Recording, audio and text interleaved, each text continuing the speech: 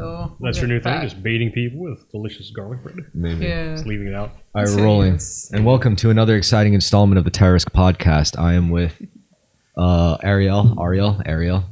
Which do you prefer? Ariel. And Darren. Hello. Hey. Yeah.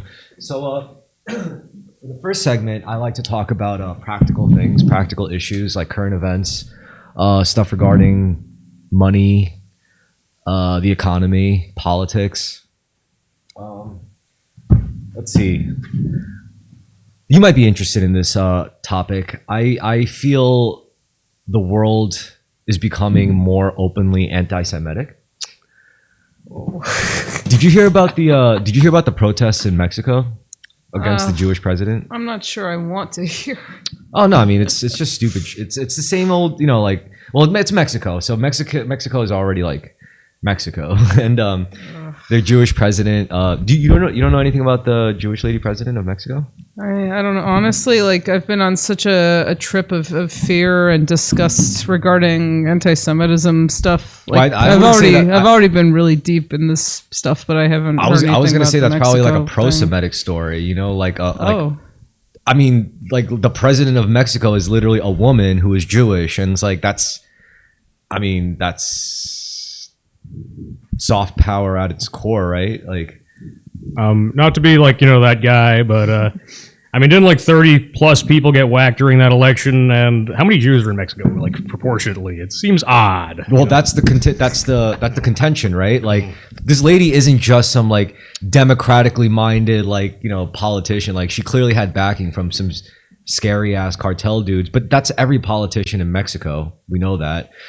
I guess what's really curious is like we could assume there's multiple cartels in Mexico, right? And they're like in competition with each other. They fight and stuff. And like if you're an opponent, a political opponent of say our current president, like where it's like, okay, well, you're going to support that cartel, then I'm going to support this cartel and give them money instead.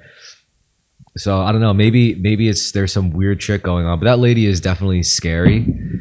But oh yeah, one of the pics that went viral, I think, in Mexico was like someone wrote "Judea puta" or something. Oh, you use Obsidian too? That's Obsidian, right? Oh yeah. Yeah, I just got into it. Yeah, Obsidian's the shit. Wait, so you're saying people were giving this woman president shit, and she happens to be Jewish, but they weren't necessarily giving her shit because she was a lot of people who are giving her shit are giving her shit because she's Jewish, because they feel like a Jewish president shouldn't be running Mexico. Because there aren't that. Well, as Darren was alluding to, there really aren't that many Jews in Mexico, supposedly. That's so. Oh wow. Yeah. Ugh, I don't know, man. I've already been like on a whole fucking trip about this recently. Like I literally dissociated in the street the other day because I've been panicking so much, and I kind of have been contemplating leaving New York for a few weeks just to like don't you do that a lot though? No, I haven't done it in a while. Let's see. Like this is already like a super triggering, troubling topic for me. What, anti-Semitism? Yeah, it's not. You want to talk about anti-Asian crime, like hate crimes on Asians for a bit? Would that make you feel better? No, it's okay. We can talk about this. We can talk about whatever you want. Well, okay. I mean, it's not. This is just one example. You ever heard of Will Stancil? Maybe. So supposedly the world was introduced to like the first AI generated television show with continuity. It was a cartoon. It's made by this lady, Emily Yukis, and she's like openly like a neo-Nazi. She was one of the first people to get canceled online. She was like a Newgrounds era Flash animator. And like, because right now, currently in our culture, we're going through like a huge backlash against cancel culture. Cancel culture was the backlash. And now we have a backlash against the backlash. So now you have people out of spite openly not just becoming like openly being bigots on Twitter, for example, but they're openly supporting the bigots because they're like, yes, your shit is fucking over. And God damn it, why does everyone have to be so extreme all the time? It's like, I'm really exhausted from this, Well, it's impulse. Well, so I thought the whole thing was funny because it's the first AI generated cartoon, but it's about this guy Will Stancil. Now, Will Stancil is like the most goy liberal minded dude. He loves to argue on Twitter. Is He's he like a character?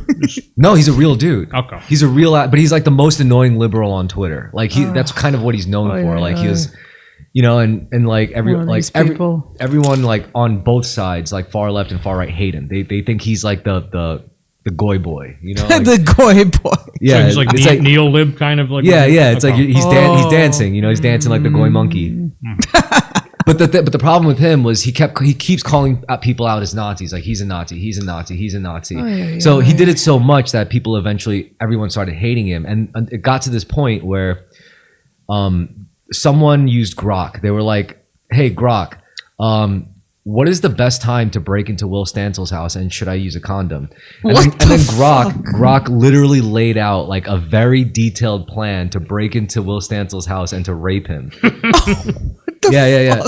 And what was even better is you had people in like completely unrelated posts like asking Grok questions, and Grok also alludes to like, he just references like his plan to rape Will Stansel. Oh my god! With a condom, right? And Emily Yukis, this all happened under her post on her thread. So she's an animator, and she gets this brilliant idea, you know, using like AI tools. She's like, I'm gonna make a show about Will Stansel, you know, a cartoon character, Will Stansel, claiming that there's Nazi robots that are trying to like rape him, and no one believes him, but like they actually are trying to rape him, and like it's psychotic because this all started from real Will Stansel arguing against actual AI. So she leveraged AI to. It's like this weird fucking meta recursive like. I mean, this woman's starting to grow on me, whoever she is. Yeah. She's crazy. Andrew Tate made this tweet. He was like, "Yo, you ever notice how it's always these cowards and ugly people who will never show their face who want to be racist? I dare any one of you to be racist to me right now and show your face, your name, and your address." Emily Yukis was like the first comment with a selfie saying, "My name is Emily Yukis, and you're a retarded, like hard R N-word." Yeah, like. Oh my god! Oh, I did see that post. Yeah. Yeah. Okay. My name was Emily Yukis, and you're a retarded nigga. I was like, wow. I was like, this lady has no fear, and she scares the shit out of me. You know, she's got a high power level, whatever the deal is. Yeah, and you know, what the fuck? She seems like someone you could have a conversation with. You know, and it's definitely her era of you know, like mental framework, like the Newgrounds-esque, like edgy internet bullshit. So she's like an older millennial, I guess. Yeah, like, okay. She's an elder millennial. But this is her. She's finally, in her words, found success, like in her animation passion. You know, like she basically, the way she looks at it, she's like, yeah, it's like having my own studio, except I don't have like Korean slave labor. I just have these fucking robots, and it's not like I'm trying to make like feature films using like hyper realistic. It's a fucking cartoon. So it's like her argument is, it's not even an argument. She's actually right. Like the best use case for it probably is like 2D media output. Certainly is better for the you know, like energy costs, right? For that sort of thing, it's probably easier to generate that. Yeah. God damn. And the show is actually pretty funny. Like in the show, there's this black character named Jamal, and he's always like looking at him like, you know, kind of endearingly, like, you stupid white boy. You know, it's like, but anyway, because he can't like speak against Will Stansel, and like, because Will Stansel is ultimately on his side no matter how fucking annoying he is. It's just a funny show. I mean, it's more interesting than funny, I think, but I don't know. I mean, it's funny how the first dibs on that whole thing happened to be a racist far right cartoon. Well, the edgy people are always at the cutting edge of culture, right? Of meme culture, especially, yeah. The left can't meme, etc. If you're a normal person, you're just kind of sucked into your time. You're not breaking you're not transgressing. You're not breaking boundaries. Or trying to, so, yeah, and I guess the last boundary was like a left, you know, word drift for a long time, cancel culture, all that stuff. So yeah, like, that really got to the point where it's not even galling anymore. You're just like bored. You're like, yeah, I'm just so numbed out on that. It's like you can't even shock me, you know. And so yeah, like it makes sense that like the opposition, I guess, the most extreme counterpoint is kind of generating some kind of buzz. Yeah, and well, yeah, but I don't know. I'm so exhausted by all of this extreme ricocheting back and forth. You know, it's like you know, it's like one side has to be extreme assholes, and then the other side is extreme assholes and retaliation. It's like, Can't everyone just chill? Like, I'm just so exhausted from this shit. Seriously. Militant chill. You got to be. Well, I'm sorry to tell you. I'm sorry to tell you. I It's hate gonna being get even militant. more intense. It's gonna accelerate. Things are gonna get even more chaotic. It's gonna get even faster, and the oscillations are gonna get more extreme. And like, I'm exhausted because I think I'm pretty moderate in a lot of my views. I have a lot of people who tell me all the time that they think I'm pretty moderate. And I feel really exhausted because I feel like there's a lot of extremism everywhere. And I don't know, like, honestly, lately I'm becoming more and more of a recluse and talking to people less and getting more, because I'm just so exhausted all the time. I hate having to deal with it. It's like, I just want to chill. I just want, I just care about art and music and peace and love. Well, sometimes there's a time, like culturally speaking, when the pendulum swings. It's time to hunker down, just chill out, hang out in the recluse cave, and draw art. Like Yeah, man. There's nothing and, wrong with like, that. avoid all the crazy it's like, people. it's you not your know? energy. You just kind of Yeah. you skip it for a bit. You take a break, and eventually people get tired of that stuff. I don't know. Honestly, I gotta say, one area where I'm really exhausted from this, and I'm sorry because you've heard me talking so much about this lately. I'm about to talk about it again. Is no, honestly, like the way. So how do I say this? The whole Israel Palestine thing, because I'm Jewish and my family's Israeli, and I care, and I'm really really sad about what's happening, but I'm the kind of person who really. Like, I see a lot of dehumanization on both sides, and I see a lot of selective empathy, towards both Israelis and Palestinians. And, I have my own very complicated opinions on this entire thing, and it's just really fucking sad. And I've been really depressed and in a whole existential crisis all year long about all of it. And I just want everyone to be okay. Like, I just want the bombs and the fighting to stop. I want all the civilians to be okay. I'm not pro-Israel or pro-Palestine. I'm pro-civilian, and I fucking hate Hamas, and I hate Netanyahu and his government. I'm anti-extremists. I'm anti-extreme governments and anti-terrorism and anti-militancy. I'm pro-civilians. Let them live their fucking lives. And send Bibi to prison, and Hamas has to go. As an aside, I think later on we should explore, because I know you've been deep diving Bibi. Oh, that I wouldn't fucking mind hearing some guy. red pills about whatever That you've been reading up on. motherfucker. Listen, and I'm saying this, I'm a Zionist. I'm saying this from a place of deep love and concern for Israel and being a Zionist. I fucking hate him, and I hate his government. He is the worst person for Jews and Israelis and Palestinians. Like, he's horrible for everyone except the far right-wing people in his government. Like, and I know there are Jews out there who are going to say I'm a self-hating Jew or assume that I'm anti-Zionist or anti-Israel. Fuck that. No, I think he's also terrible for Israel, for Israelis. Yeah, I bet sometimes you wish you could. You don't have to. Sometimes I bet you wish you don't have to be a Jew. You could just be like a regular ass person, right? Yeah, honestly. And also it's like exhausting. And it's also like you're so much of your identity is tied to this culture, and when this culture acts outside of your specific will, it's like fucked up because you get kind of dragged along for a ride that you didn't sign up for.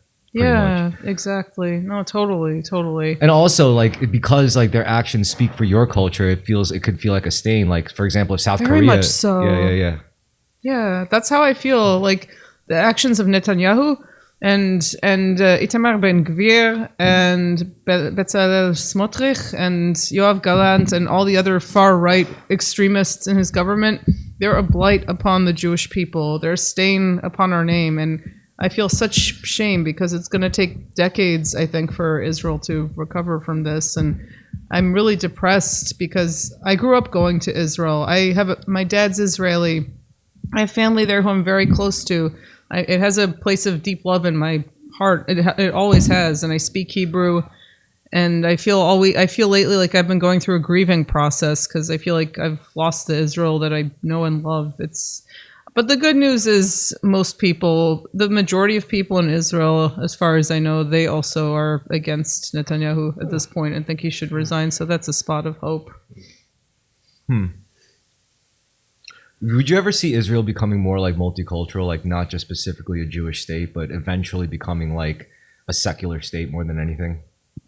That's a tricky one because the whole point of Israel is it's Yeah, I it's know. the Jewish Yeah. homeland, and I think there are a lot of existential concerns about what could happen if Jews are no longer the dominant population, and Like if the whites are no longer the dominant population in America, for example. I think with Jews, a lot of it comes from all the years of being persecuted, and the whole thinking around this is It's kind of reactionary seeming, though. yeah, like they want a place where they know that they're going to be able to have their own safety guaranteed at all times, and that's where it comes from. Yeah. It just sucks. Like analyzing the behavior of a whole population instead of one person. Because if it's just one person, I could always tell them, hey, you can't control what happens to you. You can only control how you respond. But if it's like a whole collection of people, this is why I say, like, personally, I say culture is not your friend. Like, you could love your culture, but your culture does not give a flying fuck about you. Your culture would just as easily kill you and everyone you love just to survive. Like, I think culture ultimately should be viewed like our bodies, just tools for human expression. If we ascribe too much of our identity to our bodies and our ideas and our culture, then it's not good. You start to lose the holistic sense of self that's actually required to be an effective person. So yeah, I mean, we all have culture, just like we all have bodies, but you shouldn't be so beholden to that where it actually causes you undue suffering throughout your day. I mean, Korea is a fucking dystopia in itself. Like, I look at South Korea, I'm like, I would never want to fucking live there as a South Korean descendant person. Like I have no like illusions about that. I like being an American in contrast. And that being said, like being able to view it that way, if I was just so caught up with like my heritage, I would always be like, no, South Korea is number one. Nothing bad about South Korea. Look at how successful they are. Like look at how much money they're making. Everyone's got a Samsung. Everyone drives a Hyundai. Like, yeah, I could go down that route, but I know that, it's not it. That's not what I would rather like South Korea, honestly, I would rather South Korea as a country not exist if it meant like the majority of their people had to live like that in a fucking hyper-capitalist dystopian hellscape where like 10-year-old children, you ask them, what do you want to do when you grow up? I want to study really hard, go to college and work for Samsung. The fuck is that shit? Like, no, I think did you want to go first? I was gonna make some. So we're North Korea, best Korea angle here. Well, North Korea. So edgy. Well, North Korea isn't really like a country of people to me. North Korea is just like a proxy for Kim Jong-un and his will. I mean, there's something kind of romantic about that. Yeah, he's like the only king in the world, right? Yeah, like the only true monarch, actually. Like, there's no real like no one answers to you. That feeling, like there's nobody really else, right, that has that. I mean, there's some people that kind of come close, I think, with a lot more reach, like Putin or who was trying to be that way. I feel like Putin is like he's a child of the intelligence services, so I think to an extent he's owned. He was born out of like his connections there, so I think that they have enough on him that he's still like. I remember one time somebody remarked that Stalin like either said or was typified as like being like he has no real power except on whom to murder. He could point his fingers at you, but he's always like worried and he's always concerned. He doesn't have real agency. Yeah. If he stops killing people, he's done. So and I feel like Putin has a similar baggage, but Kim Jong is a scion, and everybody worships him. I guess he still has to uphold the North Korean state. I guess he still has like.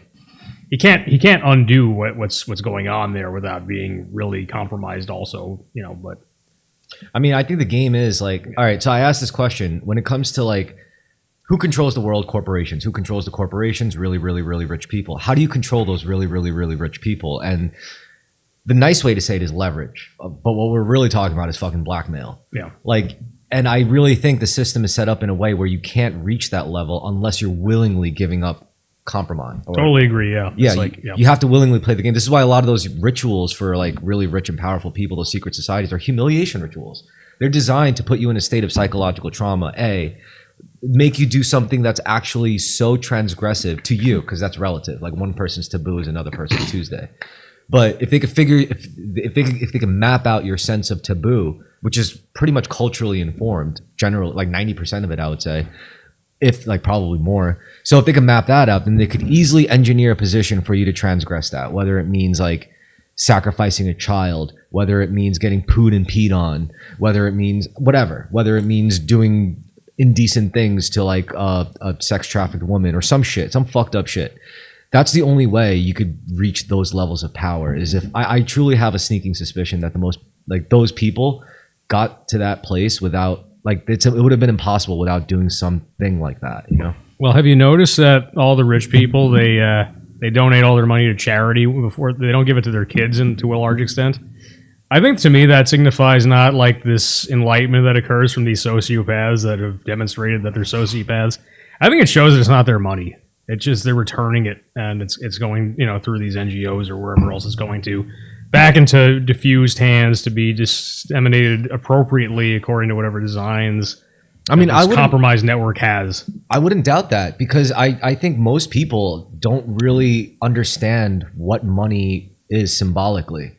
You know, they think of money, they think they want it, they want more of it, they want to work for it, but they don't understand that money is actually just a store of energy, like fat.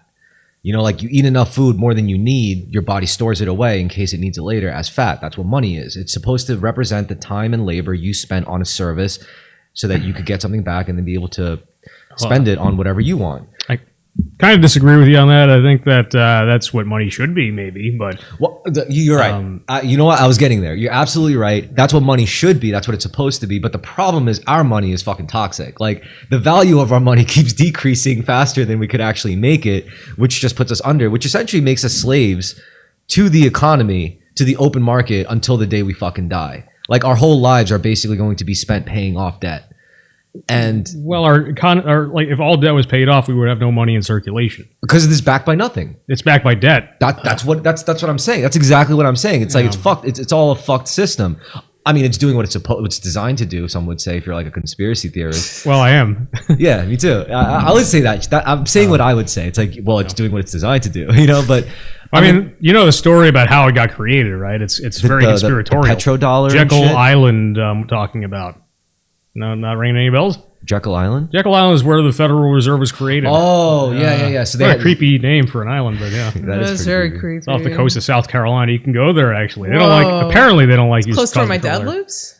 Well, it's off the coast, so it's by the water. Yeah, no, the Federal Reserve is where it all went wrong, because the Federal Reserve has direct access to interest rates, like, to be able to control that as like a lever. Well, it's a central bank, and they got instructions from like the Warburgs, which were, you know, like, I think a Rothschild agent from Europe anyway, but and they did it with fake names because, like, they knew the idea of a central bank was toxic. But I think, like, one of the best ways to just break it down in the simplest terms is, imagine we're playing a game of Monopoly, right? I give you $100 to start off with, and I give you $100 to start off with. I'm the bank, but you both owe me 10% interest, $110. Now, how's that game going to play out? Well, you know, one of you is going to win the game maybe and get more, but the other person's going to have to foreclose on, like, or the properties are going to have to get sold, and then I'm going to get my 10%. You'll get some cash back. You keep playing, but it's a vortex where I'm slowly getting all the actual stuff. The house always the money wins. Supply keeps growing, yeah, because it has to keep growing. It ceases to function if it stops. So we don't have anything resembling a deflationary economy, which would probably look something more medieval. You know, where You're right. I worked enough and I'm good. I don't need to do any more for a while, kind of attitude. We the open market in all its wisdom we did create like solutions. Like, if you know, as a working stiff, if you're making money that's constantly depreciating in value, like, faster than you can make it, that's a problem. However, there are access points to be able to kind of like rectify that. And the problem is most people don't know about it. Like ETFs, that's pretty much what they're there for. Like, if you have enough money, if you work hard enough, long enough, to the point where you're making just enough to be able to put some away, you don't just go and fucking spend it on more shit. What you're supposed to do is you're supposed to put that away. But you can't just put that in that savings account like you used to be able to do in the 90s, like 0 interest rate loans and all that shit, like with positive interest on your cashback, positive cashback interest on your savings account. Like, we don't have that anymore. So like a random working stiff was able to put away money in their savings account, get more at the end of the year to kind of like show that, all right, you know, I'm making progress. Can't do that because that's like not a thing. So what you're supposed to do is you're supposed to, now that you have access to brokerages, you're supposed to be able to buy your own stakes or shares in like an ETF or an ETF tracker or something, you know, like SPY, or you could go ahead and buy options in S&P or something, you know. And I'm not going to say that's 100% safe bet, but it's basically investing in America. What is it? Like the S&P is what? Like the most... Yeah, it's the top 500 companies. Yeah. Well, yeah, it's an index fund for or whatever. I mean, it's like the list of the best. I mean, because I get the logic. It's like if the S&P 500 fails, like cooks for good, we have way bigger problems to worry about than money. basically. Right? Well, they've created a situation where if we fuck the people that are fucking us, we're gonna get double fucked. Exactly. So, but here's the thing: it's like, look, I'm not very knowledgeable about ETFs. I'll just say. So Me maybe neither. you I have mean, more to tell I'm me, just but I'm just spinning off what I know, But- and I've done. You know, it seems to me like a cope because we're creating a money sink, so you can dump money into intangible assets. I don't think it's So- a sustainable solution. So you've prevented this inflationary spiral because that money's not circulating buying actual things. It's No. buying fictional things that don't really exist. abstractions And so more and more money gets pushed into these abstractions. And like so, crypto, for example. Yeah, and that crypto actually can be seen as serving a purpose because it's preventing that inflationary spiral. Right. It's So- actually it's creating a solid standard that is an abstraction, but at the same time, at least it's backed by a real concept like math, you know, and I guess you could kind of trust that more than debt or like, you know, even like arbitrary cultural value ascribed to like art, for example, which is actually a fascinating thing in of itself as an investment vehicle. Well, there's also a conspiracy angle behind the art, right? Well, yeah, because money laundering. You can vehicle. launder so much fucking money through art. It's insane. In fact, like I think there's the State Department has a system in place where, without any sort of like scrutiny, you can just ship art like to the country without customs looking at it, you know, or something like that, you know. So yeah, it's like I mean, I'm thinking of Hunter Biden is like the most obvious example of this happening, where random Chinese buyers have this predilection for buying his art for bizarre amounts of money. And I mean, I know a lot of artists, none of them that I've asked seem to think it had any real merit, but yeah, it gets bought up, probably gets Wait, thrown in what the had trash. any merit? Hunter Biden's art. He just sold it for egregious amounts of money from random unnamed Chinese buyers and probably never to be seen again. And it was obviously like a way to pay people off because, you know, it's a subjective valuation.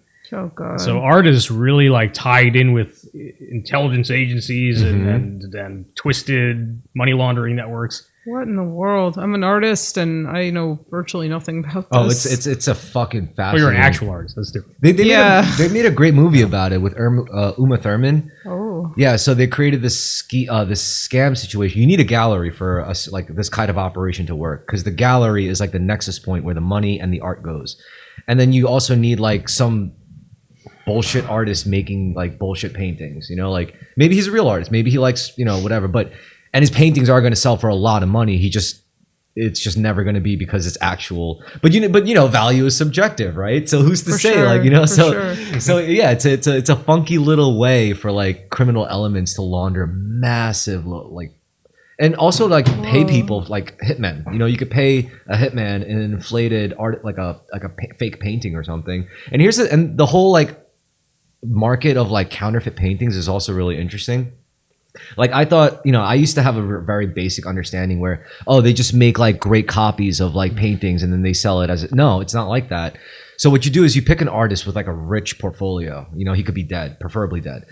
And like if you're a good counterfeit painter, you don't try to copy it. What you do is you make a new piece in the style of that artist and you convince everyone that it was him who made this. It was just one of his lost works. Oh, that's so fucked up. But it's much easier to do. And to a degree, That's depressing. it still takes talent. And the people that were most like tied up with this were like intelligence agents, like FBI guys, like CIA, NSA. Of course, because Yeah. they're all psychopaths. Well, I mean, all right. So the logic behind that, like I always wondered that too. It's like, why do we let these things exist? So the idea is Yeah. that our lives in America is like culturally and like ontologically very walled off compared to like the rest of the world. We live a very different life, really. Ultimately, I'm sure if you've been to another country, we'd know this, of course. But supposedly, like it's like a fucking jungle out there. And the idea is the CIA guys are the only people who are trained to operate at the level of, say, animals. But I think that's like really othering the rest of the world and trying to make America look like this like really insular place, which doesn't really make sense as a narrative because it's so diverse. But I do kind of get the idea where, yeah, they're right when they say a lot of Americans don't really know how fucked things could actually be outside of America.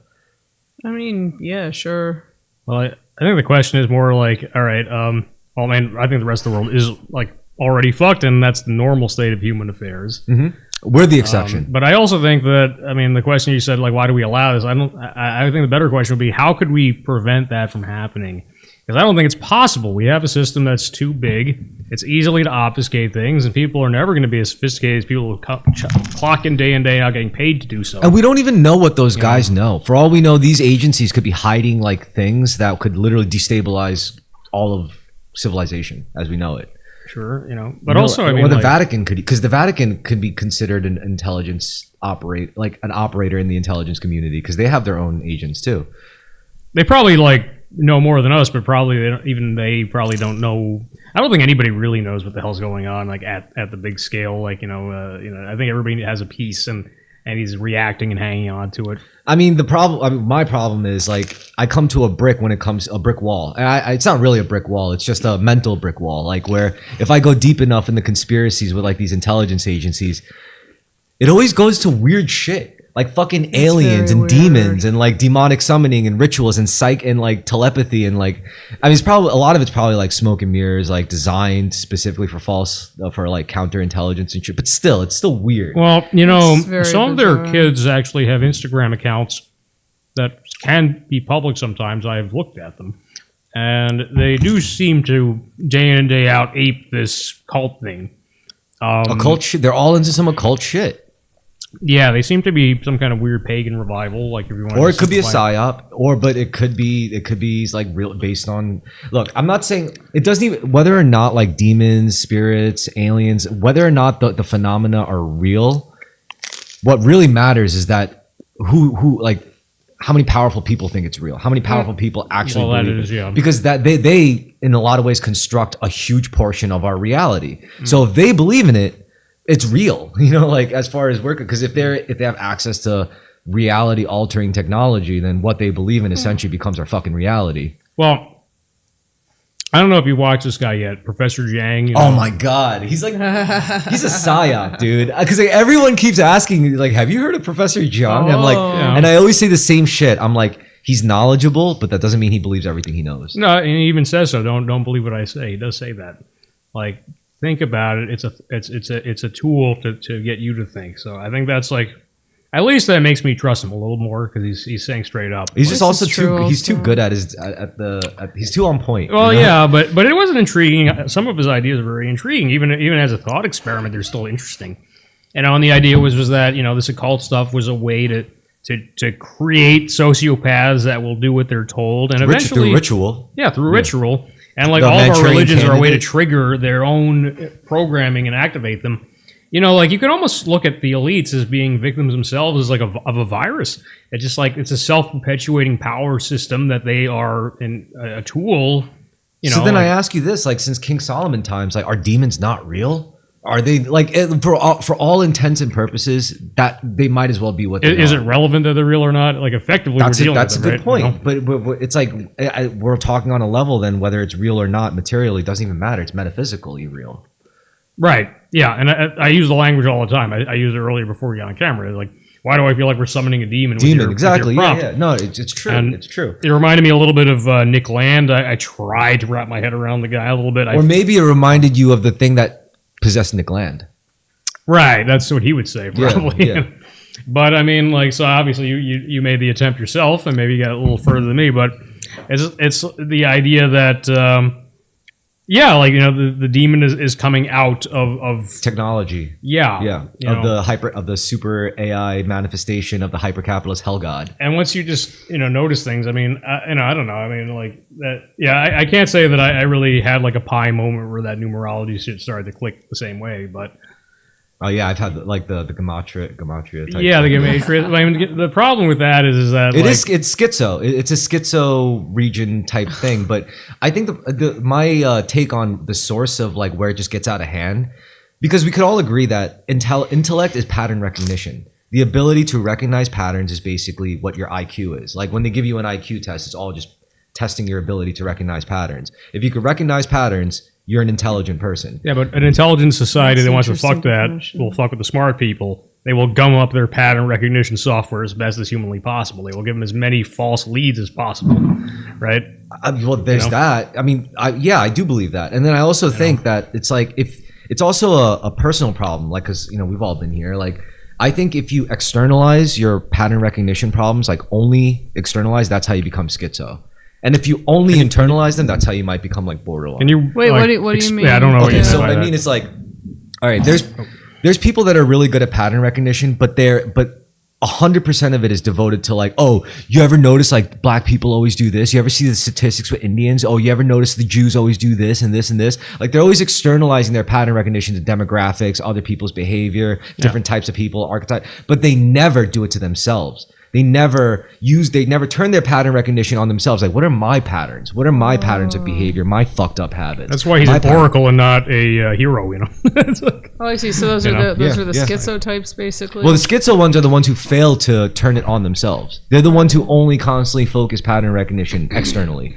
They never internalize like they just get it. too wrapped up in it, and they start to read into things that aren't there. And then there's people that do the opposite, which is also not good. They only internalize their pattern recognition. They never externalize it. Can you give an example of that? Yeah, like a person who's always in their own head. It's like, oh my god, did I sound stupid? Why do I always fucking do that? Like, why did I say that? I always do that. Why did I drop it? I knew exactly what you meant because I do that. Well, look, it's like a spectrum. You're either externalizing your pattern recognition, but either way, if you have the ability to recognize patterns, you're an intelligent person. The problem is it could turn on you. It could work against you if you externalize it too much or internalize it too much. So there's got to be some balance. I think like you just got to journal every day and just notice shit. That's all you got to do. Yeah, I feel like I'm always making the joke that I think too hard and my totally, exactly. Also, because if you internalize it so much to the point where it's like it works as a bad feedback loop, because you're like, you start thinking in terms of how other people could perceive you. It's like, oh, I would hope they would never like try to be looking at my patterns because I don't even like looking at my own patterns. And it's like you pretty much get into this anti-empathetic state, Whereas if it's the opposite, it's like overdrive and it's just everything's connected, bro. And the problem with that is it's true, but you got to rein it in. Like everything is in fact connected. That is true. It's just, this is true, but then there are the people who they kind of go crazy with it and they start to see things that aren't there, and this is all very true. And now we're living, and the reason why these things matter more today is because information is traveling exponentially faster. The faster the information goes, the more data sets we have to pattern recognize through, like the more distracted we get and the more pronounced our deficiencies get, I think. Yeah, that's like true. Our inner demons and our inner spirits and our inner mania and our inner depression just becomes like exacerbated and more manifested in the material world. Yeah, it's true. And with the amount of misinformation out there too, and social media and all the bullshit on social media, and the echo chambers, like, honestly, oh sis, you're right about that. Yeah, he is a psychopath. Yeah. He's a narcissist. Yeah. Exactly. Oh my god. And meanwhile, the guy's just like, I'm just a normal Korean person. Yeah. I forgot what meme that was. Like, are you a feminist or feminist ally? And the guy was like, I am just normal Korean. Yeah, I remember that one. Yeah, basically. Honestly, the way people are so insane right now and extreme about everything, I blame social media for a lot of it. But it has to. Social media had to happen. Like something like it had to eventually come out. Like one thing that I wonder about is I wonder if going forward, if there's going to be some degree of awareness that's developed or education even on this phenomenon of how social media influences people's opinions and how it can influence extreme opinions, especially, and how algorithms work. And I wonder if the algorithms are eventually going to change, because all of this is still really new to us. I mean, we've all been on the internet for only like 3 decades, less even. So maybe. Imagine if in like 3 years, like at least like 1 out of every 3 person has like a chip in their brain and like a drone in their home, like a human-sized robot. And then we're sitting here talking. It's like, all of this is still kind of new to us. It's only been like 12 months. And then like, I'm saying it's just going to get faster and faster. But there has to be a breaking point. It can't just like, because we're human beings. We're still like biological beings. I mean, like maybe not the people with the chips in their heads, but I still I still have faith in human progress. Like I think I have faith in the ability of humanity to learn. Like we've seen this happen time and time again. I don't think The Industrial Revolution. I don't think people have just historically been becoming more and more evil. Like I think really bad things happen and people learn and move forward. Yeah, no, I agree with that. Yeah. I'm trying to think though. Before that, we were saying how the singularity is coming, and we probably aren't gonna be. Yeah, I was saying that I would be really pissed if the Neuralink thing got more popular, and like I was like, I'm never gonna get chipped. Fuck that shit. Oh, fuck. And then like I start like sparring people in the dojo, and they're kicking my ass with like crazy like combat implants, and I'm like, how did you do that? It's like, oh, I got Neuralink, bro. You gotta try it. No. I don't know. You know, if you just persevere and they kill you with their mad skills, like the boatman will reward you. Okay. Oh, that's true. So This just is also true. Yeah. don't Good. don't do Good it. Don't get the motivation. Neuralink. Good motivation. Yeah, you know, I Yeah. died fighting the alien hive mind that seized my race, and I died in the ring. At the end of I the just day, like you a still man. need to be able to look yourself in the eye. You I know, just be able don't to want a live with middleman yourself. between my consciousness and my chi. You know, my Yeah, physical fuck that. chi. Yeah, exactly. Sounds like a cheap blockage if you got a middleman there. I mean, right? You know, it's Or maybe like a nice hijack. flow. It's like something there saying you don't use your chi right. Allow me to take over, and then they just hijack your shit. nice try, Satan.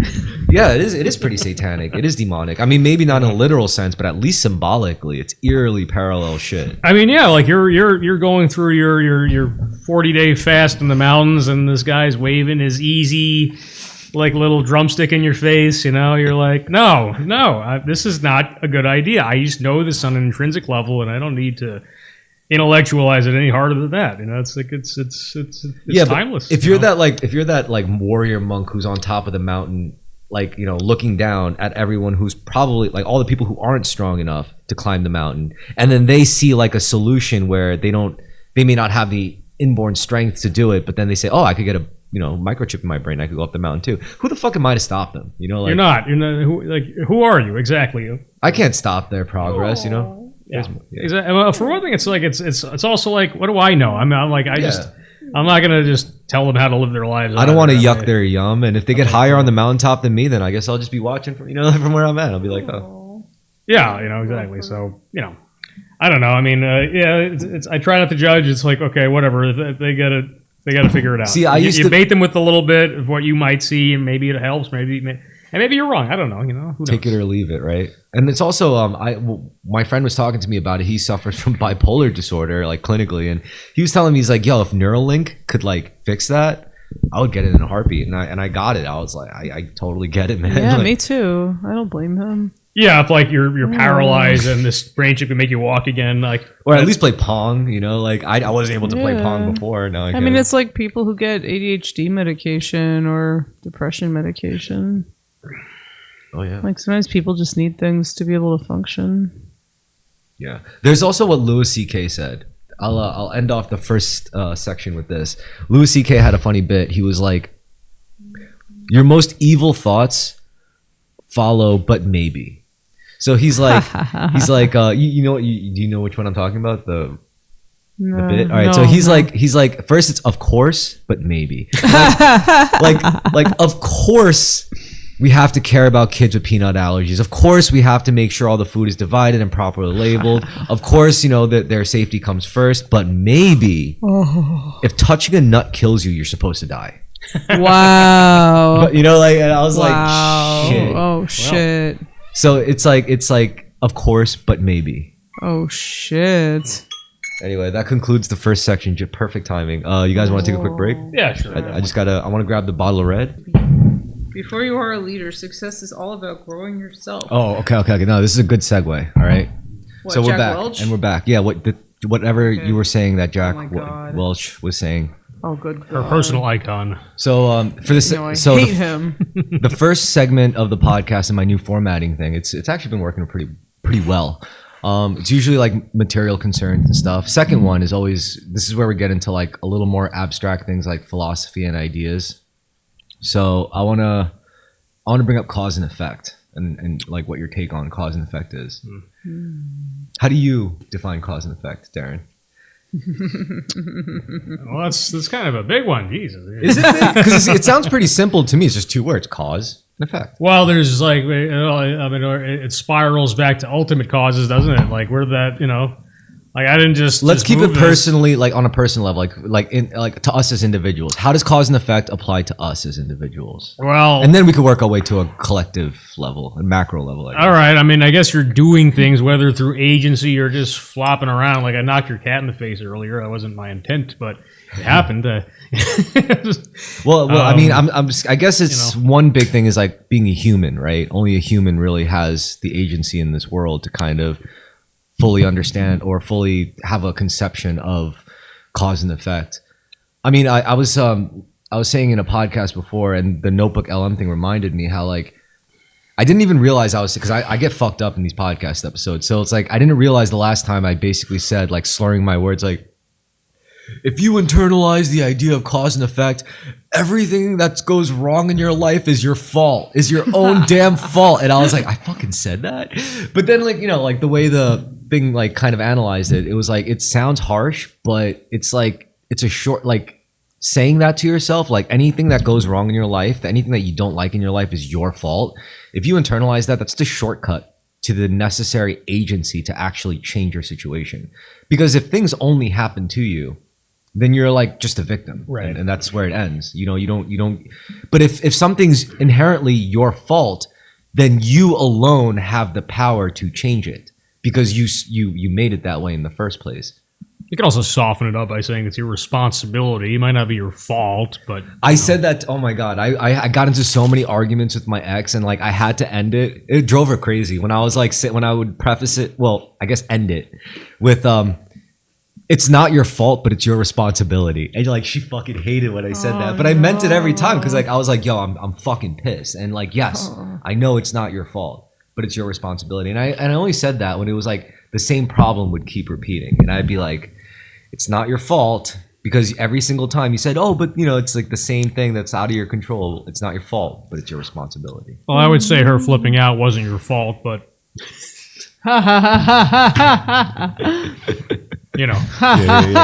Oh, nice. Nice. No, it was me flipping out. That's what I mean. It was me flipping out. I would flip out. I'd be like, what the fuck? And then they would be like, oh, I didn't do it. I was like, it's not your fault, but it's your responsibility. Wow. But I guess what I really mean is like, it's really about agency. And I guess when I say like everything that you don't like in your life is your fault, a lot of people look at fault as like a moral thing, like a moral framework, casting moral blame. And I'm saying it's nothing to do with morality. It's nothing to do with being a bad person. Like if it's your fault, it's not because you're a bad person, It's really just about acknowledging your agency in the situation, your responsibility in the situation, so you have the power to reverse it. Yeah, I agree with that. I mean, everybody messes up sometimes. It doesn't mean you have some malevolent design. Or yeah, but don't you think there are like cultural or intentions. societal narratives that kind of make us want to forget that? Don't you think we're kind of being conditioned or pushed to like project our responsibilities constantly to outside sources, external factors? I think nobody wants to think of themselves as screwing up, Why not? or a lot of people don't want to. Because it's not a bad feeling, it's liberating. So then why are we? Because I think like if we take radical self-efficacy as the norm, as the default standard, it's much harder to sell us shit. It's much harder to like point problems in our lives, and it's much harder to sell us solutions that they decide. I mean, honestly, I feel kind of the same way as you. Like honestly, ticklish. Oh, I love mochi.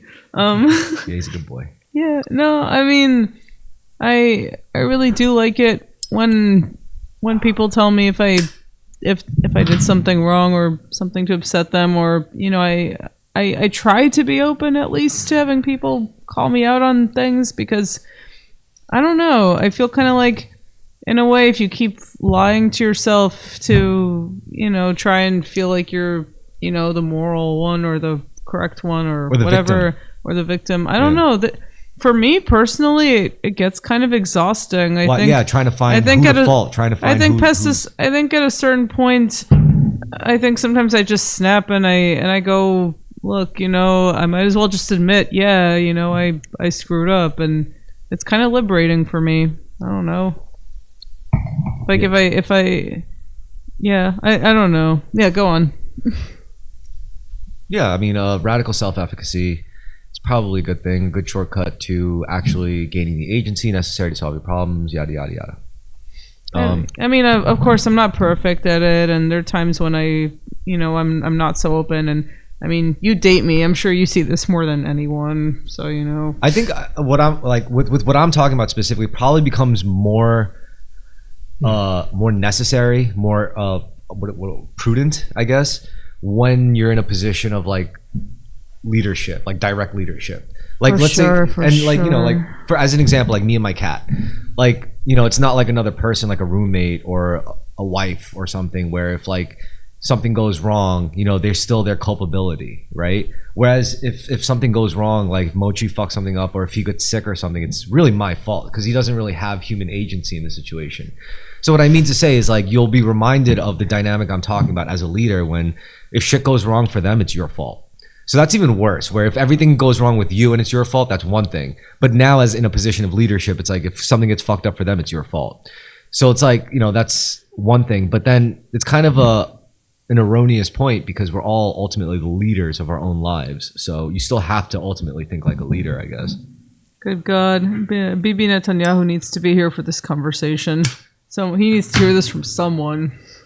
I don't know anything about it. I wish I knew more about Netanyahu. I don't even know what his voice sounds like. I don't even. Usually, if I could imagine what a man smells like, I could know them pretty well. I don't have enough data on Netanyahu to know his scent. He's got an evil smirk.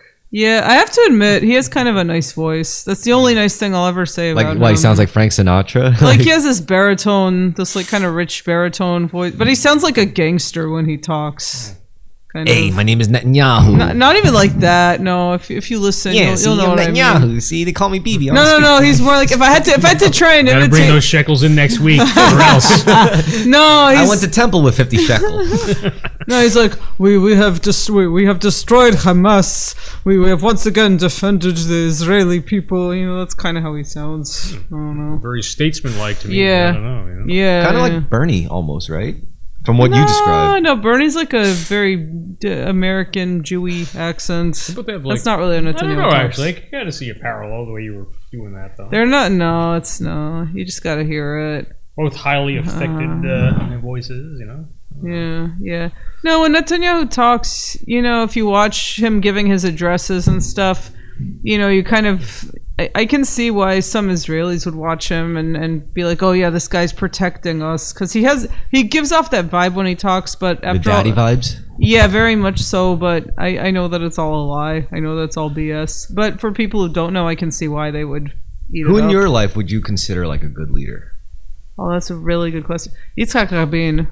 He's not in my life per se, but I mean, he like was the prime that minister. I have to think about that. That's a good question. I only know like a couple.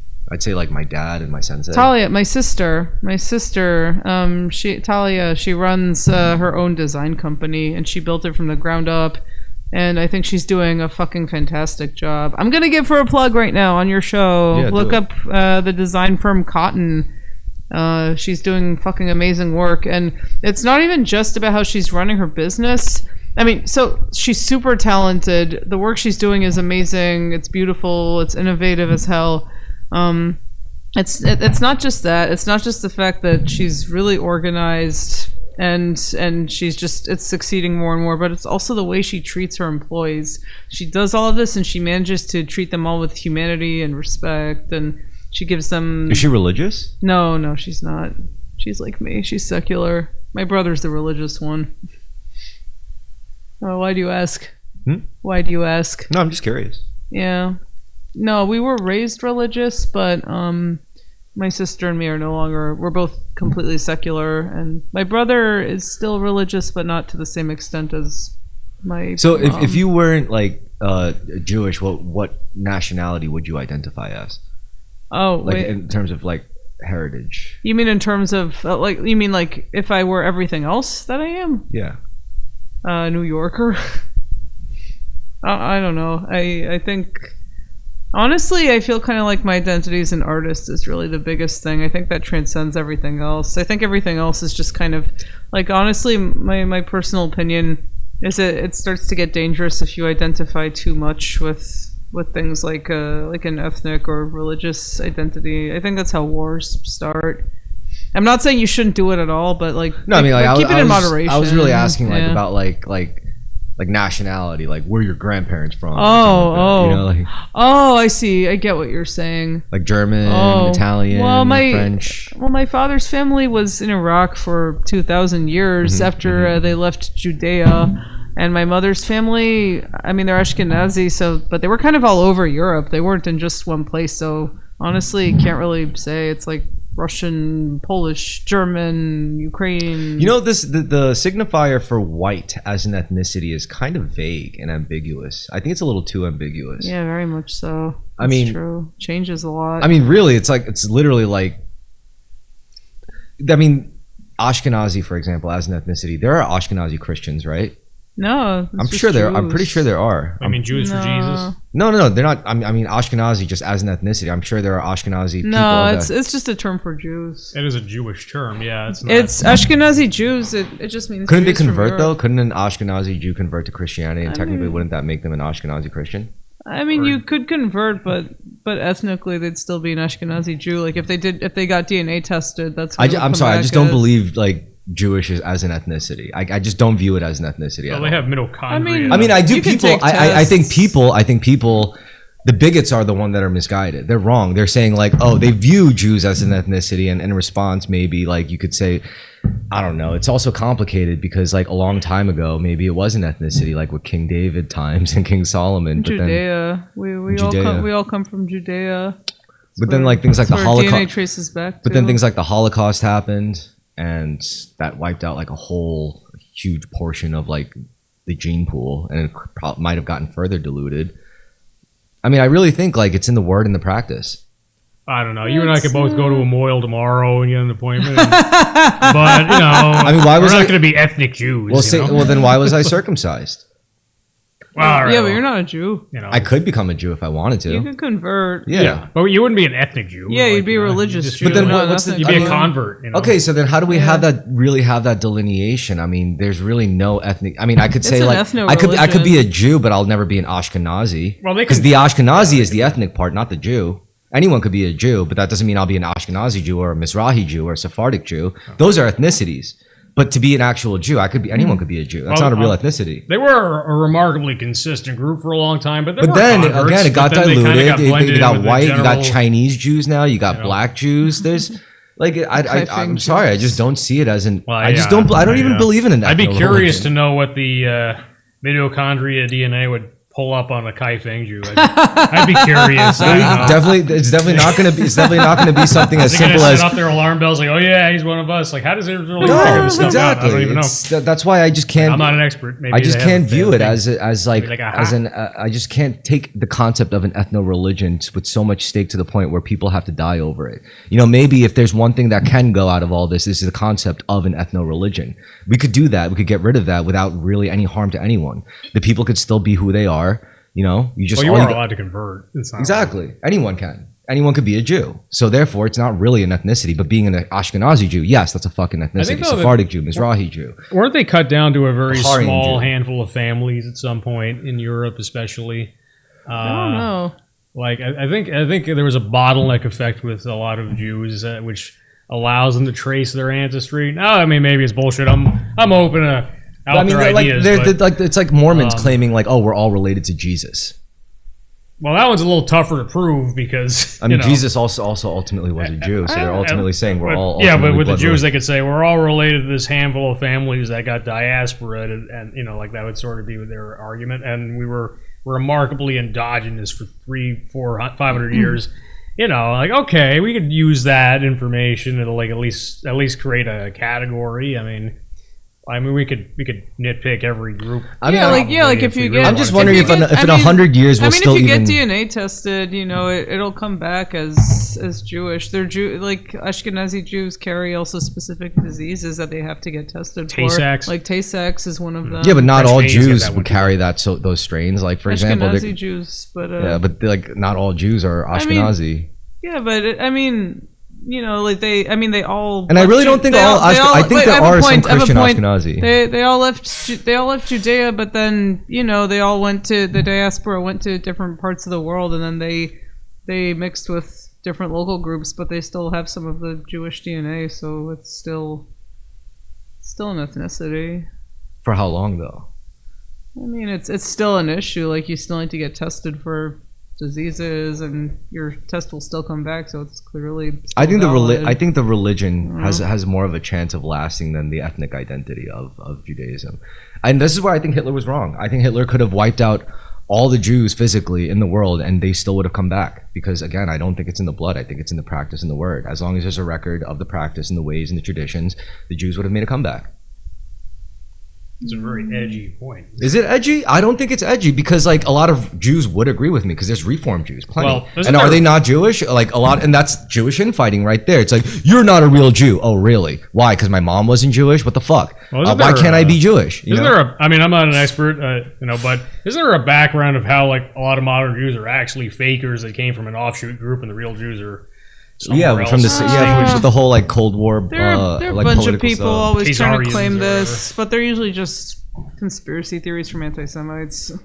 But I guess like, you know, this is a problem for the quote unquote secular, which that's like a fucked up label to like, you know, like to say like the secular Jew, because it's inherently like instilling contradiction like to a person's identity, you know, because like even if you did identify it as an ethno-religion, there's still the religion part of it. So it's like to call someone a secular Jew, that's basically calling them a contradiction, which, you know, don't get me wrong, some people can like relish in, I would, you know, but still. I'm a secular Jew. I mean, I still identify as one because, well, first of all, my DNA would come back that way. This is why I asked. Wait, it's I like, have a point with this. I have a point.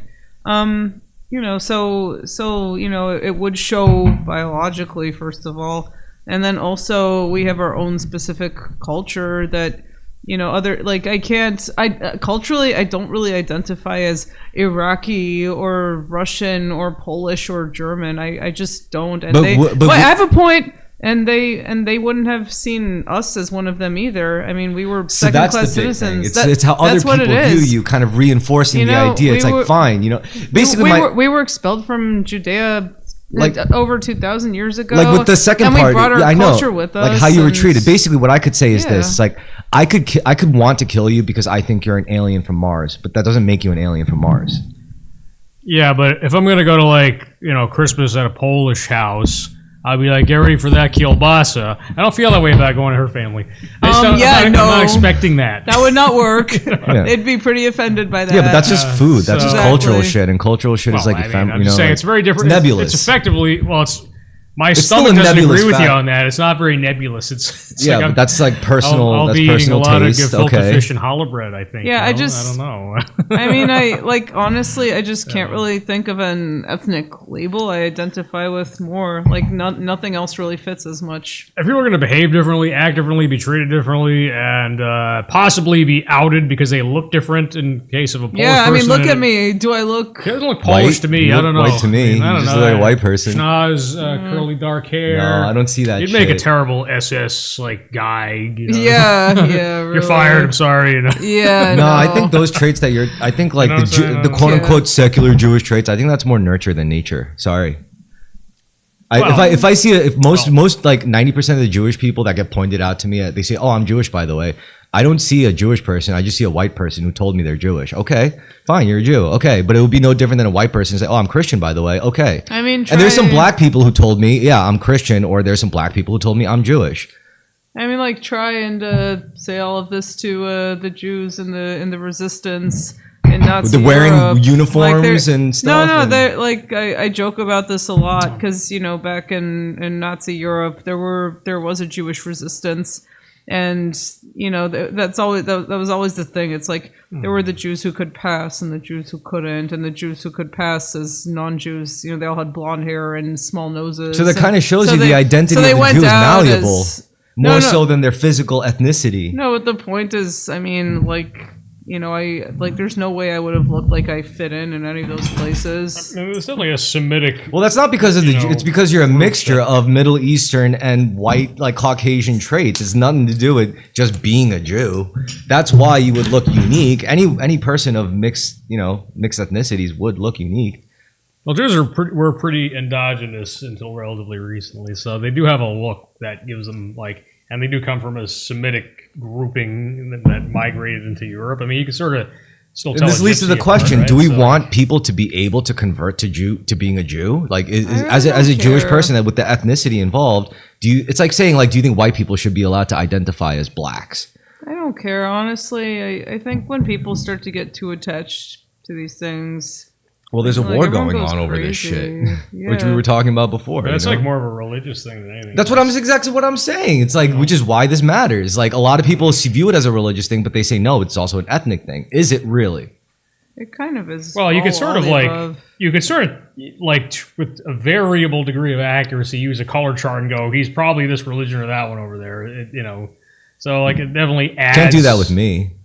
Well, if you're in Israel, if you and I were in Israel, I don't think anybody would be confused as for one of the locals. They'd be Sure, like, I could wear a kippah. Kaifeng Jews. I could wear a kippah. I could say Boker Tov every morning. I could say Baruch Hashem. I could do all this shit. I could keep Shabbos. I could keep kosher. and I would appreciate that. Oh, you, wow, In fact, I would you end know- up. I would end up as more. I'm circumcised. I could end up more Jewish than a lot of secular Jews. Oh wow, you know Boker Tov? Yes, How do you know that? dude. I Do you don't not? know what Boker Tov You got to is. understand. It Like means for good the morning. for the past 10 years, I've been working surrounded by Orthodox Jews, yeah. Bukharian Jews, Sephardic Jews. The Bukharians. Mizrahi Jews. I Oh, work in wow. merchant cash advance, literally legal loan sharking for small business owners. Like literally, God. I've didn't been know around all more that. Jews in my life at this point than Christians. I didn't even know. is the all that. logo like just a hand like rubbing itself together like this? No, but there's a lot of like Corporate. kissing the thing on the doorway. This There's is a lot of. Yeah. Wow. I've eaten the cholent. I've went to plenty of Whoa. Shabbos dinners. I've Oh no shit. done all this shit. Yeah, I've been Shul I've said been I the got this I've stuff been the together. I've been the Shabbos goyim. I flipped their fucking light switches. No I turned fucking on the way. yes. I've done all of it. Oh wow, you're very, very informed. Yes, yes. We're both Like I'm Shabbos not. Goy. I've also done that. Yes, service. yes. No. Like I'm Bad. I'm never Not for you, speaking but- from like when I talk about the bad. Jews, it's never a I've point done of it for like Shaul criticism. and, The Jews have been always good to me, but it's the Orthodox Jews. The secular Jews are the ones who are like always like whatever, you know, like they're just people. But the Orthodox I'm Jews, secular. Have I not But been the- good to you? I mean, you're to me, you're just Right. another person, you know. But the Orthodox Jews, to me, those are because they do the practice. They fucking follow the word. They understand it. I mean, and if they I saw me celebrate- do the practice as they did it, they would probably see me more of a Jew as like than Woody Allen. I celebrate the holidays. I speak Hebrew. I've been going to Israel all my life. Like, does that not? Well, that's your culture, though. It's not even my Yeah. culture. But for me, it was just a work thing because, like, I was around these people, and my boss specifically was like very. He was in a tough place. Like, he's a guy. He's very intense, and he's in and out of jail, and he comes from the Orthodox Jewish community. He was just the only one that sold a lot of weed when it was illegal. Well, he's certainly argumentative enough to be a Jew. What do you think? Yeah, he fits right in. You're totally right. I mean, it is what it is. This is what Shabbos is about. It's Friday. It's Shabbos. We talk about the culture over some food, over some cholent. We you should know? have had some challah bread. Challah bread. Yeah, with the honey. Oh, that's just Rosh Hashanah, but yes. I like it with the chocolate. The chocolate. Yeah, chocolate challah. It's so good. Oh my god. Yo, there was a. Best. I mean, right before I started working from No, home, I was it's- working at Borough Park. It was nice, you know. I would go to Yeah, to word. Sunset Park like on my lunch breaks on my bike. I would ride my. What I would do is I would throw my bike on the rack on the S53, take it across the bridge, and just ride up Hamilton to Borough Park. Oh, What's the name of that word. spot that does the jelly donuts? Sufganiyot. Okay, you already know the spot. No, that's the name of the donuts. Okay, what you know that like there's a spot there in Borough Park that's known There's a for jelly crazy donuts. bakery. Like there's this crazy good bakery. It's called Sesame something or no, it wasn't Sesame something. It's basically like a gourmet salad bar type like bagel place. You know, you go there. It's just you'll never get bacon I'm there. looking for powdered donuts though, those jelly ones. There's a spot. There's like the hospital people go there all the time, including the non-Jews. It's like a spot. Oh man. I'm trying to figure out the name of the place. You know what bugs me out about that place? It's like pure like all Orthodox Jewish, and then 2 blocks over, it just becomes instantly Chinese. Crazy. Like, and yeah, like the two worst drivers in the city converge. Yeah. It's Oh just horrifying. yo, I stopped. That's why I stopped driving there. Like, I wouldn't even. It's not even like shit would happen to my car while driving. It's I park it. I come to my car. I'm like, what the fuck? You They're know? both solipsistic and contradictorily lunar races that like to just strut around and block your car as you're driving, and it's awful. I grew up around there, so. But riding a bike, man, it's awesome, dude. Like, Bike fucking- sounds great, yeah. It's so good. Like, it's so sick. Cause like everyone, especially in like the hours where there's so much fucking traffic, I'm like, fuck you. Oh my god, you guys, we should do a trip to Borough Park to get some sufganiyot. It's Hanukkah. I was It's going the to time of year suggest to eat that I was going sufganiyot. to suggest we do that along with our like wintry I would Staten love Island Christmas that. plans. Yeah, I would fucking love that if you guys wanted to do this. Do what? I Go to want Borough Park and get some jelly donuts to for find Hanukkah a famous jelly donut spot and just hit them up because in Rugala. yeah, it's one thing that like my mother used to work at the hospital there, so she like was vouching for it, and like all of her coworkers mentioned it. But I've had some; it's really good. I was just desperately for some reason this year fiending for it, you know. So I think we're gonna make it happen this year. Yeah. Good shit. Where do you think? Where do you think humanity is going to be at in 5 years? I'm afraid to answer this question. I'm optimistic. I'm an optimist. I'm sorry, guys. Like, because like you were talking to me about how exhausted you've been about like the state of the world and you know like all the. Yeah, I've been in a factors. bad place this year. I don't know. I feel pretty optimistic, but I feel like I'm just leaning on something. Like, I don't feel like I have to fight anything. I just feel like I'm leaning on something already about to tip over, and that's meant to tip over. I feel like it's a crosswords feeling at 5 years. It's like doom or great, and the random number generator is Schrodinger's cat's gonna tell me which way I'm gonna go, and I don't really care which way I go. So I do know one thing that No. what I had like because I've been through these moments in the world before where there was like a crossroads of like it could either be really bad for some or really good for some, and you know it was never like I was always like you know never ended up in a great place, never terrible, but the one thing I didn't have back then that I have now is gratitude. I'm thankful for every day. None of us have to be alive. We only want to be. There's no law of nature that says any of us have to live. We just want to live, and we are alive. So I'm thankful for that. And if I use that as a foundation for every other decision I make in life, I found that I've always made the right decision. Where does your sense of optimism come from? Gratitude. What gives you that? Gratitude. I just told you, like the basis of gratitude. My basis of gratitude is the understanding that if you, me, or Darren were to die, nothing about this world would fucking change. We don't have to be here. We don't have to be alive. We just want to be. That's why we're here, and we are here, and we're alive. So I'm thankful for that. That's a choice. Like gratitude is an act. It's not just a random happenstance that befalls you. No, gratitude is a conscious decision that you have to practice. But does the sense of gratitude make you feel like things in the world are going to improve? It makes me feel like I already have good things, you know, and worth protecting, worth cherishing. And just because I have things that I'm grateful for doesn't mean I can't have more. All it means is that I appreciate what I already have.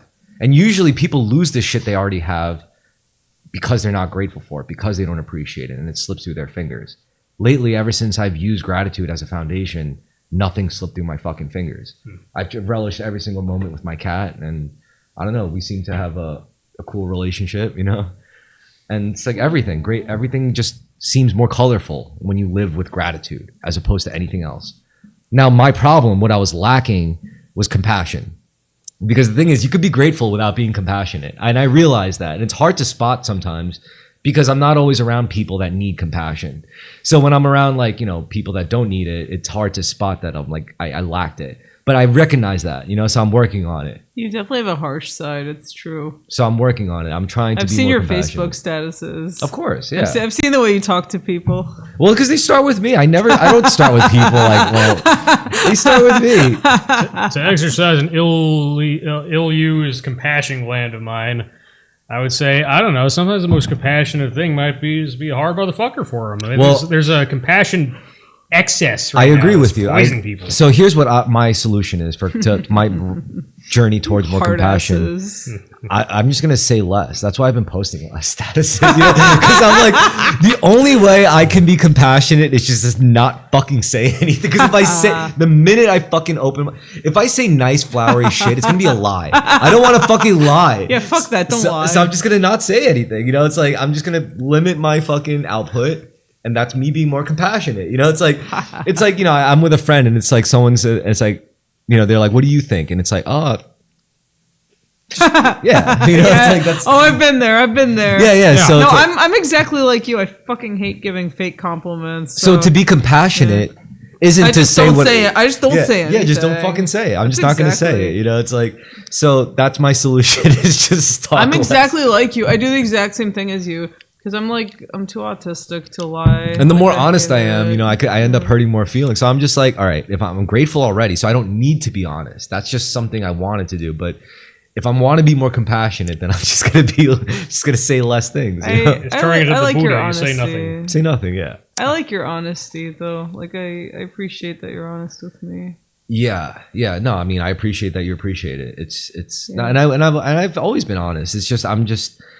For other people that don't necessarily know me as well, it's like gratitude is an easy sell for them. I could say like, yeah, I'm thankful to have met you. I'm thankful for every day.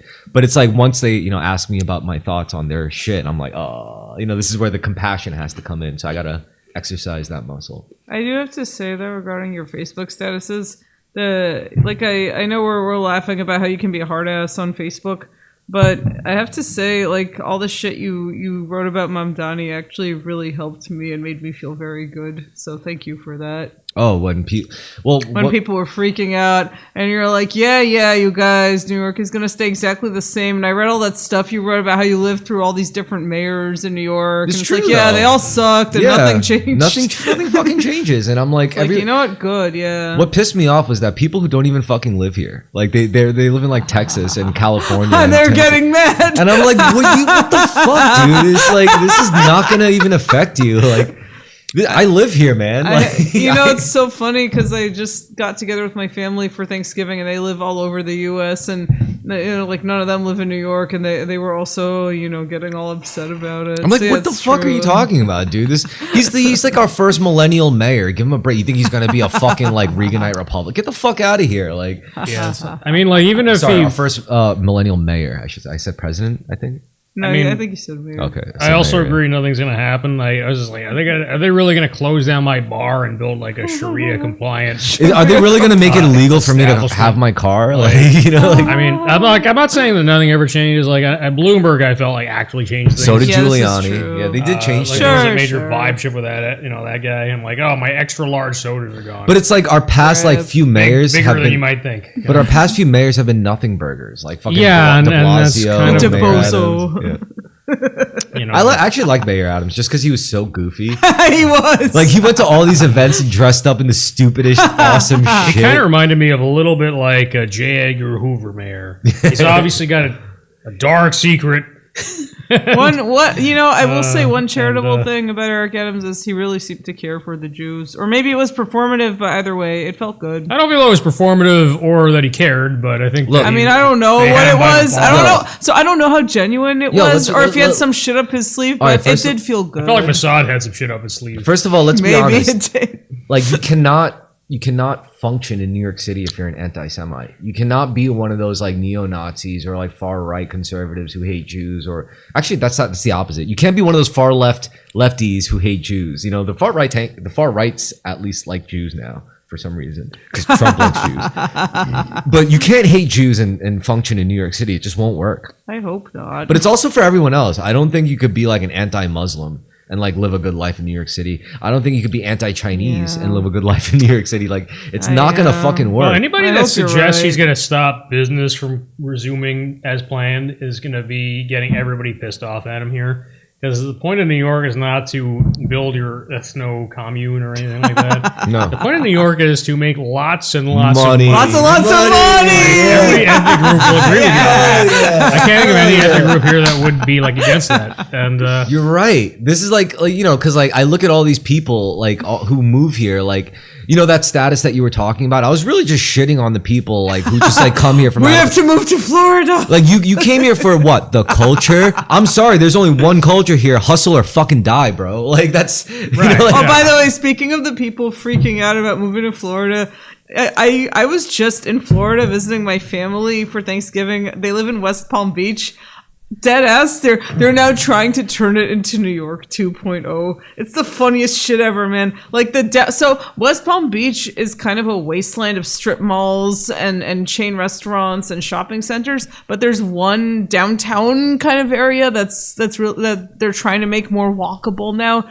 And my aunt and my cousins were telling me, "Oh yeah, they're trying to make it New York 2.0." And I swear they have an Eataly there now. They have a Van Leeuwen there now. That doesn't sound terrible, actually. No, it's actually, the downtown is pretty nice. I fucking hate Florida and I hate West Palm Beach, but the Why do you hate downtown area is Florida? okay. There's so many It's of just- your oh people my- in Florida. That doesn't. I love Florida. Just because they're a bunch of Jews somewhere, that doesn't mean I have to like the place. First of all, it's not just. I'm not A just lot of talking Jews about are Jews. fucking annoying. I'm talking about New Yorkers.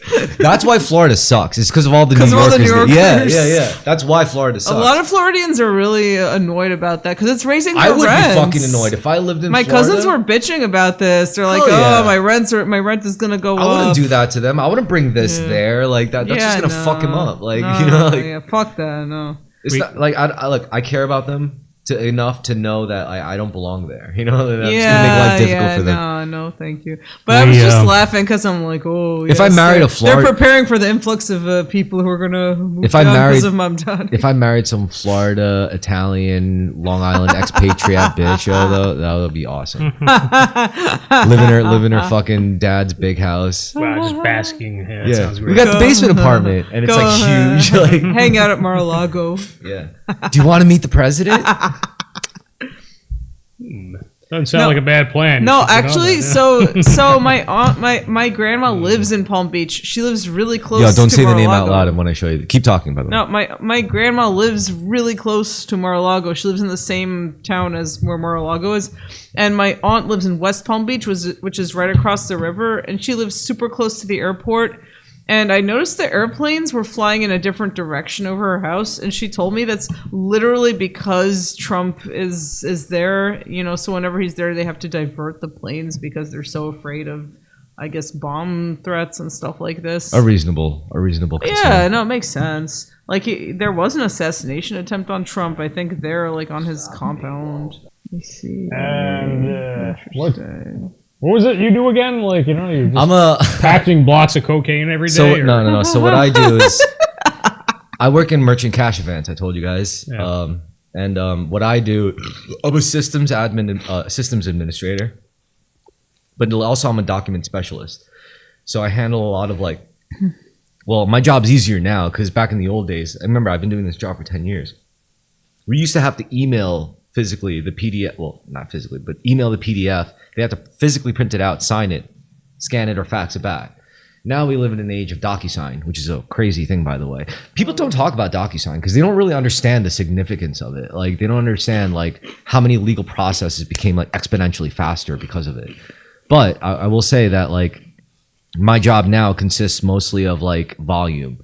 You know, it used to be like I had to type out specific contracts, the terms, the merchant information, their addresses, their social security, their tax ID, and all their bank accounts and all their shit. Now it's just, you know, and they had to like sign it and send it back. Now it's just like also I got better at programming, and I got really good at like Adobe Acrobat, and I was able to like, you know, map templates, and I got really good at templating. So it's really just sending out paperwork. I'm just a glorified paper pusher for legal Jewish loan sharks for business owners. Sounds like most people's job these days. Yeah. And you know, like back in the day, like I used to feel like a dirtbag working in this industry. But then like as now in this day and age, I realize we were just first. This is like a ubiquitous industry now, like payday loans, small business loans, private loans, peer-to-peer lending. Like it's like we thought like peer-to-peer rideshare was bad. We live in an age of peer-to-peer lending and we don't even fucking know it. Like people don't realize like, oh yeah, the bank stopped giving out loans a long fucking time ago. What do you think replaced it? Peer-to-peer lending. You think that's any better? No, it's basically, oh hi, I'm your friendly neighborhood loan shark. You know, it's like, you better pay me or I'm gonna freeze up your bank account. You're under contract. You know, and everything's digitized. So yeah, they could do that. I miss the old school loan sharks. They were a little Break more your fucking legs or your listen, finger. like there was You don't need a pinky, right? Just cut there that was off. dignity in that. I'm gonna break your legs. It's nothing personal. You owe $30,000 for every 10 grand. I'm gonna take a finger. Okay, you know, like It's like yeah, all right. it's fair. It's I don't fair. know. It's You know, it's beautiful like about It's that. like an honor code. Yeah, you know. you lose 3 fingers, but you walk away with 30 grand. Your daughter lives. She gets her surgery. There is some honor in that, right? Yeah, for sure. It's true. But yeah, hypercapitalism and where humanity will be in 5 years. In 5 years, I predict that humans will. I think humans are going to get more meta. I think we're not going to get more necessarily more religious or spiritual or political. We screwed those pooches to death. Honestly, Good. now we're just going to get more metaphysical. That's all that's left. It's understanding Good. different meta narratives. I feel like I hope there's, you're right. like I said, the path that like people. I think people will have a choice.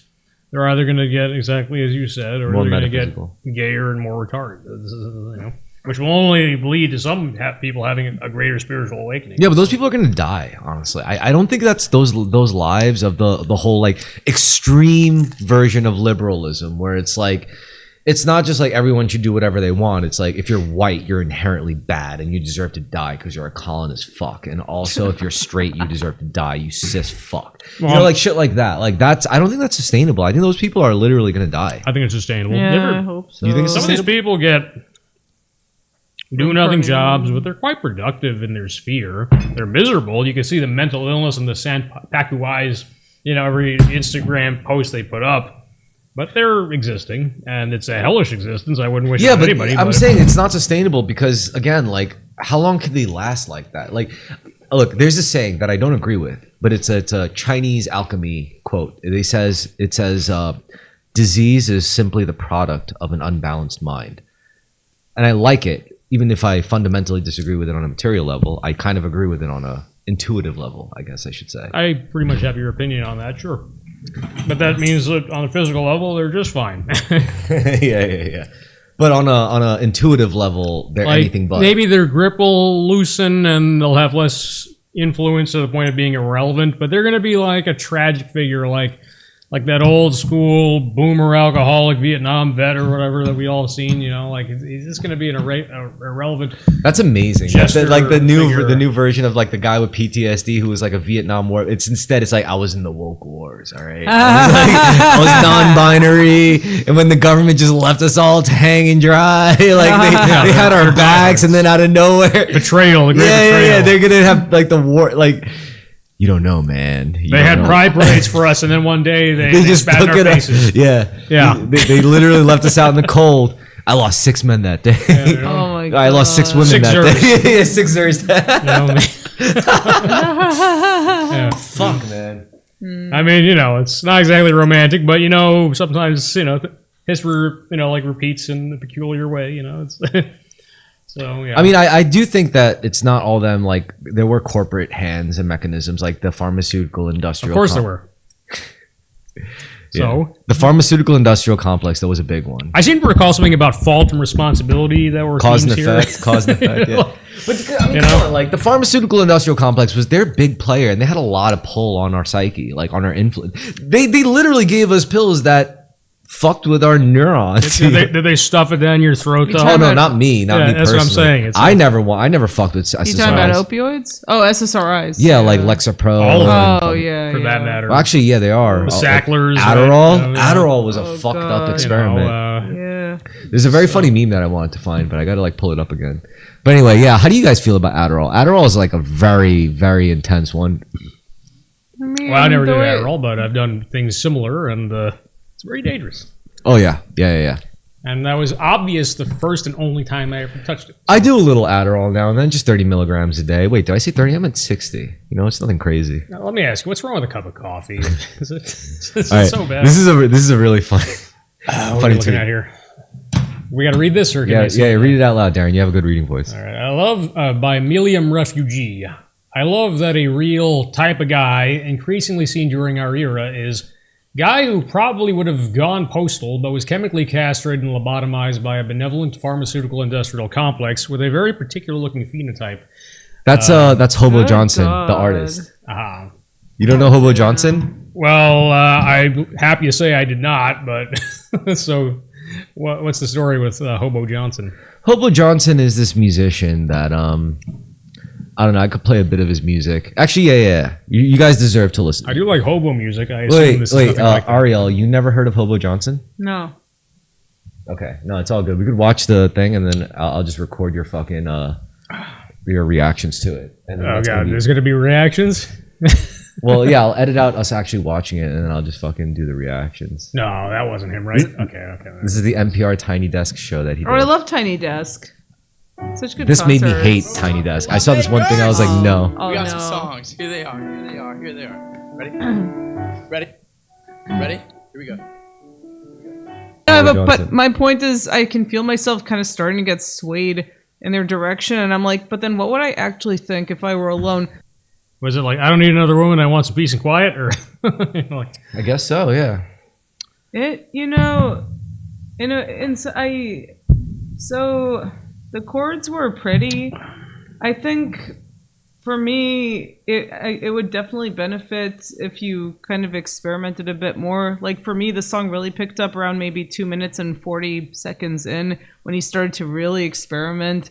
I thought, like, for me, that was my favorite part of the song. Well, And the I- use of I kind of agree with you on that. diminished chords. And I all love that. diminished chords. Yeah. Are you kidding me? for some reason that also I- got my attention around then. I was like something Like different I, about it. Yeah. I feel like if you Yeah. like honestly, I think this song would also benefit if you included some kind of a bridge, maybe. Like, because you know what, it was the same 4 chords over and over, and then suddenly you played that A flat major chord, and I was like, oh, he's going into the bridge, but then you went back to the same 4 chords. So I feel kind of like it was a good start, and it would really benefit if you kind of turned that A flat major into a bridge. Okay. Yeah, but and keep playing with those chords at the end, because that was the most interesting part of the song by far. Like I think if you play around with all that stuff, it has the potential to really sound almost like Nirvana, because those were really cool chords, and I mean I liked the use of relative minor also. Yeah, I was pulling pulling inspiration from Jason Becker. Oh, I don't know who that is. He's this cool guitarist guy. Oh yeah, Yeah. send me some stuff. All right. What is he, like a '90s rock guy? Oh, he's older. He's much older than that, I'm pretty sure. Oh, interesting. Just look him up real quick. Yeah. Jason Becker. I mean, I like a lot of old rock music, so this is interesting to me. It's yeah, the coolest, the best guitarist I knew who taught me how to play. He was a kid who was younger than me. One of his word. favorites was Jason Becker, and he put me onto him. So I was like, I listened to his shit. I was like, this is Oh wow. insanity. Yeah, he has the look, kind of like Slash or Richie Blackmore. Yeah, he was born in like '69. Oh, word. Yeah, send me some stuff. Yeah, for sure I will. Yeah, I mean, I'm definitely a big fan of diminished chords. I'm for sure drawn. Like, I also have been composing music, and my father has been pointing out that I tend to be drawn to them. So I totally get it. I think I'm kind of just figuring out, like, because like I'm not a I'm not a music theory aficionado. It's just I'm kind of just figuring out how the scales work in relation to, like, all right, so let's say I'm making a song, right?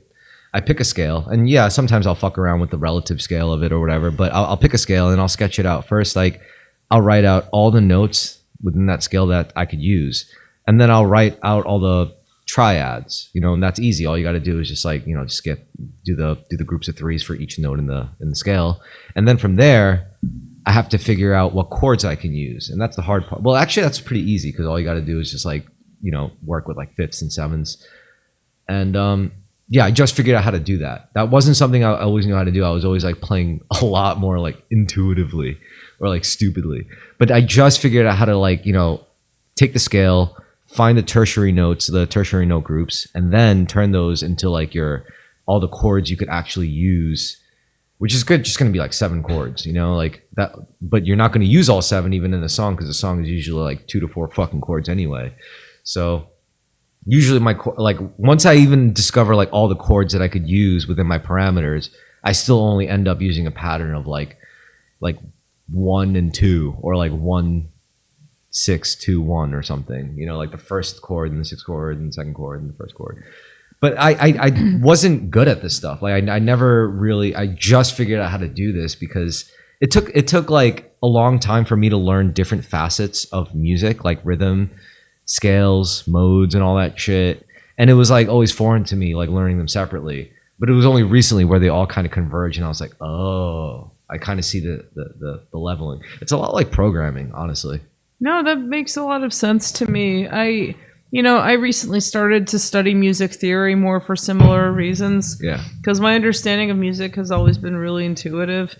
But recently I decided I wanted to get into composing, so I figured maybe I should develop more of an idea of how the structure of music works. So I've been having my father teach me because he's a music and a piano teacher. So yeah, I totally get it. I mean, but the problem is like guys like him, like your dad, like and people who, because I've taken clarinet lessons before and piano lessons before when I was like little. The problem with them is they're so in their ways because they're so convinced that their way is better and the best, and they're probably right. Like the whole thing with notation and using the staff and all that shit in the classical traditional way of notating music, it's probably superior than what like janky system you or I could come up with on our own like basis. But at least it works, you know, like what like the shit that we could do, like in terms of like the way we do it, instead of just like doing it raw, like learning the language and on a staff and, you know, I gotta doing admit, the bass clef and the treble clef and all that shit. I gotta admit, I feel like my dad is kind of an exception to this because my dad fucking hates all the stuffiness of music teachers, and especially in the classical world. Like he talks about this all the time. And my dad, my dad has been doing this for decades, teaching music. And one thing that he always tries to do is he really tries to analyze and understand all of his students and the way that they learn and absorb information. And then he tries to come up with methods that work for every individual student. Like, I think it's my dad's goal to make sure that no one ever feels left out, or to, you know, make it not feel like some elitist system. Because, you know, my dad knows what it feels like to be in that world. I think to teach, I would approach teaching music as if I was teaching a language, as if I was like teaching Korean or Russian or German. It's similar. It is similar, except instead of using your larynx to speak it, you got to use an instrument like a guitar or like a clarinet or a flute or a violin or I mean, it's got a sound, and you need to be able to read it. It's if anything, it's the most mathematical language on earth, music. It is very much so. It's all ratios and frequencies and numbers, and how do these frequencies interact with each other? What do you think is more important, like pitch or rhythm? Pitch. Yeah. Well, for me, that's what I pay more attention to. No, you know what I think? I think different musicians would give you different answers. Like a guitarist would tell you rhythm is more important. A guitarist would tell you? Yeah. A drummer would tell you, but I don't know about guitarists. Or maybe it depends on the teacher. Because I know some teachers I recall who tried to teach, who have taught me guitar. They were like saying like, yo, rhythm is honestly more important than the notes you're playing. Because if you could play like shitty notes, but if you have it in good rhythm, it probably sounds better than playing good notes in shitty rhythm. I think it depends on the person. I mean, I don't know. So I don't really know how most people hear music, but for me, you know, having perfect pitch and all the notes are a super big deal because it completely changes the color of the entire song if someone plays different notes from what I expect or whatever. Do you believe in the idea that music could heal people? Yes, I do. So let's break it down to a more materialist level. Like, you know how, like, you know, if you play a certain frequency, a certain pitch loud enough, it'll shatter glass or crystal? Yes. Wait, it's glass, not crystal. Just glass. Yes. Do you think, like, how would you feel about the idea of, like, playing a specific frequency at a specific intensity in a vector in a way where it could, say, vaporize cancer cells? Or even plaque on, well, the plaque on your teeth is a real thing. I have it. There's a little thing that vibrates at a specific frequency that doesn't damage your teeth, but it eliminates all the shit that's not teeth, you know?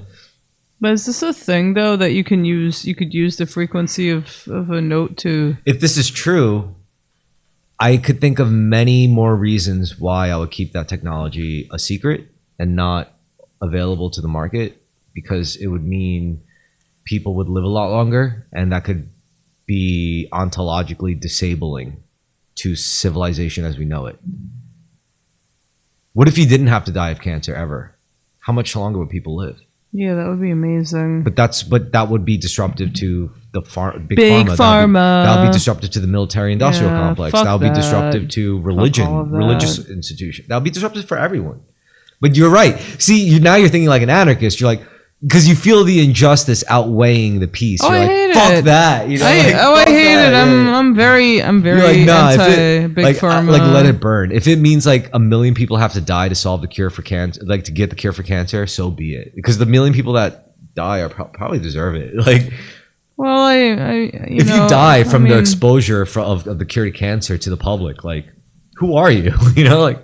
Yeah, well, I don't believe in killing people to get what you want. It's not, but I'm saying, like, if you had to choose between the death of 100,000 people or keeping the cure to cancer a secret, what would you choose?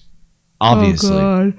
you would have to sacrifice the 100,000. I don't like to think about things that way. I don't know. But maybe that's the choice that those people who hide this knowledge have to think about, and that's why they choose what they do. That's why we don't have the cure for cancer, because they have to think about it, and they realize, well, since I have this burden, then I'm going to make a decision because no one else is going to. Chris isn't going to. Darren isn't going to. Ariel isn't going to. So I'm going to decide, and I can't release this technology. It's going to destabilize civilization as I know it. Yeah, I think I have like a specific kind of sensitivity around talk of all these people are going to have to die for this cause. I think because all right, so then let's focus more. I think because let's focus on more about, because the implication comes with the other. Because the idea is amazing enough. The idea where you could blast sound at cancer, where like let's say there that was is an amazing idea. Exactly, and it's like, but you could also think of like heinous reasons as to why it's not public. I mean, Well, before we get into the thought experiment, may I see? What? May I see this sound wave killing cancer? Sound wave killing cancer? Well, I may not be able to show you that, but could I introduce you to the idea of saying nice things to a plant will help it grow better? yeah, we've like, talked about this. Classical yeah. music too. I mean, classical that sort of music, thing. yeah, that's Yeah. Versus- if it could affect something as fundamental as a fucking plant, there's something to it. There and is maybe something to maybe it. purposely we haven't been allowed to explore it.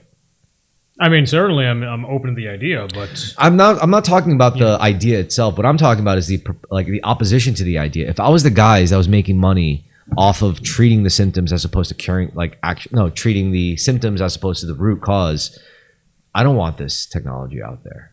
That's just me putting myself in their shoes, as the one who's profiting off of. well, yeah, but he's gonna play his game no matter what. I mean, that goes without saying. I mean, And he's got other games. He probably owns like a bunch of McDonald's. yeah, and- he's not gonna be one of those million casualties we were just talking about. So Anyway, don't worry about it. that concludes the philosophical whatever segment. So the Jewish woman of New York City. That's what God wants. Imagine she's like, she comes out, she looks, she's like, me? yeah, it's like that would be funny. Yeah, I It's am like, could you God. just come back later? Allahu Akbar. All right. So for the third segment, next segment, I like to talk about creativity, artwork, movies, media. You guys like movies, right? Can you believe that the Goyim waited 6 years just for the next season of Stranger Things to watch like a 30-year-old woman play a 12-year-old? Did you sit on the store? Did you want to switch? Oh yeah, it's my turn. Sorry, we did have an agreement. So yeah, the Goyim waited 6 years just to watch a 30-year-old woman play a 12-year-old girl kill the bad guy by pointing at him and screaming. I mean, that sounds very dissatisfying. What movie is this? No, it's the show Stranger Things. Wait, a 12-year-old girl shoots some guys? What? You never saw Stranger Things? No. Good. Keep it that way. I mean, the first okay. season was kind of enjoyable, as I recall, and then I stopped because it was less enjoyable after that. But it was a while ago. It was definitely a while ago. All right, fuck Stranger Things. Let's see. There was. I just saw Mickey 17 recently. So it was okay. It wasn't that great. I kind of don't trust Robert Pattinson. He seems like one of them reptiles. Some kind of reptilian movie that came out. No, he just fits. I don't know. He just fits my own personal little framework for it. You guys like? Oh, fuck. I like jazz clubs. I went to a jazz Yeah, club. you mentioned. Jazz clubs are fun. I love jazz clubs. I went to a went to a jazz club with my friend Carmen, and I was like, Ooh. I heavily implied like don't bring your girlfriend, but he brought his girlfriend. So Oh no. no, it was fine. She's cool. And we were at the club, and I don't know. I was dressed in my nice gear, and Oh word. it was nice. Can we go to a jazz club? Yeah. I fucking love jazz clubs. We went to Ornithology in Brooklyn. Oh word! I love Ornithology. It's a Yeah. good spot. It's a double spot, right? There's that. Yeah, they're great. There's the bar spot, and then there's the cafe spot. Yeah, yeah. There's some good ones in the Village too, and I The also Blue Note, yeah. I like Back Bay and Park Slope. Yeah, I'll check That's I'll my check that favorite out. one. Yeah, we should go together. Yeah, I'm down. I like jazz clubs. Yeah, fuck yeah. Yeah. What was the name of that spot we went to in Harlem? Is that a jazz spot? Oh, or, Big C. Yeah. Or no, are you talking about Sylvana's? I think Sylvana's. I don't know. Sylvana's is so great. I fucking love Sylvana's. Why? Because they're a jazz club and they're also an Israeli restaurant. What? Oh, they're fucking amazing. They're in Harlem. We They're one of my play Israeli favorite jazz, places. No, they're like kind of they're Israeli, but they've also got sort of an African thing going on. I love that African Israeli. And they like Ethiopia. There's an Ethiopian Jewish woman who works there, and they have jazz stuff too. What do you think is more Israeli, African or Indian? What kind of question is that? Indian? That's such a random question. I don't even know how to answer that. Do they have Indian Jews versus like I know they have African Jews because they have Ethiopians. They have but Indian Jews too. Okay, what do they have? Eskimo Jews? Why not?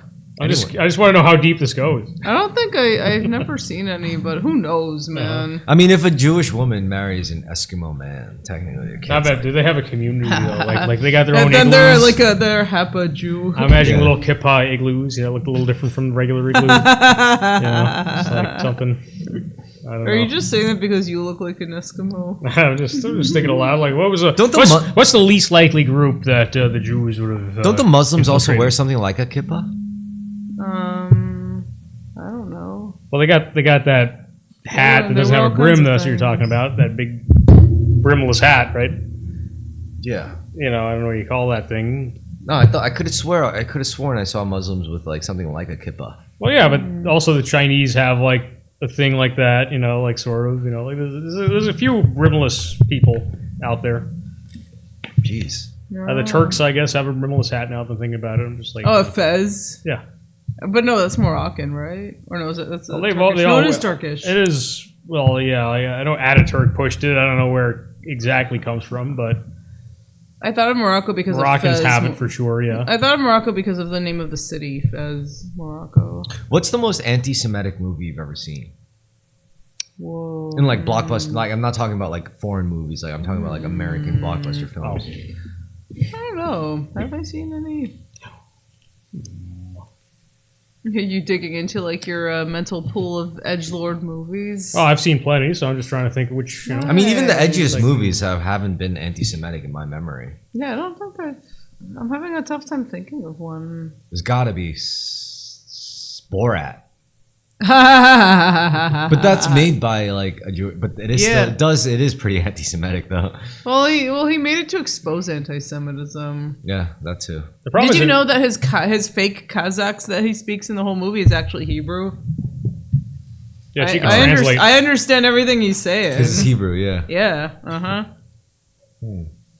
I feel like movies that have been accused of anti-Semitism become this big debate about whether it is or isn't. And, Oh God, yeah. and- Well, I'm not talking about what's considered anti-Semitic. I was thinking, like, I guess, like, like our shared sensibility. Like, what would we, the proverbial we, what would we consider the most anti-Semitic movie? I don't know.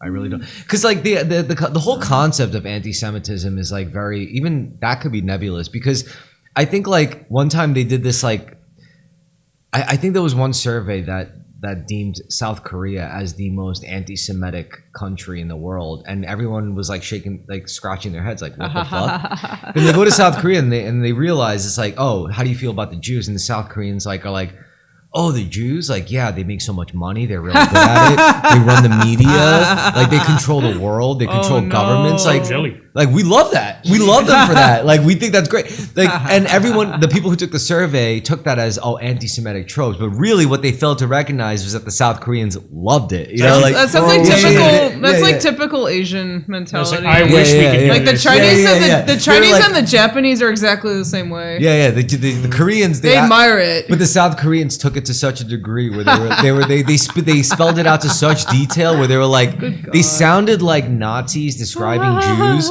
But really, the South Koreans like, oh, we love this shit. That's Like, so funny. this is great. Like, they're the best. Like, you That's know, like, mad funny. So Oh so my when this is why I can't take the idea of like universal anti-Semitism serious. It's not universal. It's subjective. It's definitely not universal. It's subjective, especially if I you mean, wanna, there's a lot of debate over what counts as anti-Semitism, and honestly, I myself don't agree. To me, with a lot of- anti-Semitism is you want to kill all people who identify as Jewish. That's just anti-Semitism. You know? or just like being a dick to Jews, or having a double standard, or whatever. No, I don't think that's anti-Semitic. What about race? Like, what if someone holds a double standard for Asian people? Do you think that's racist?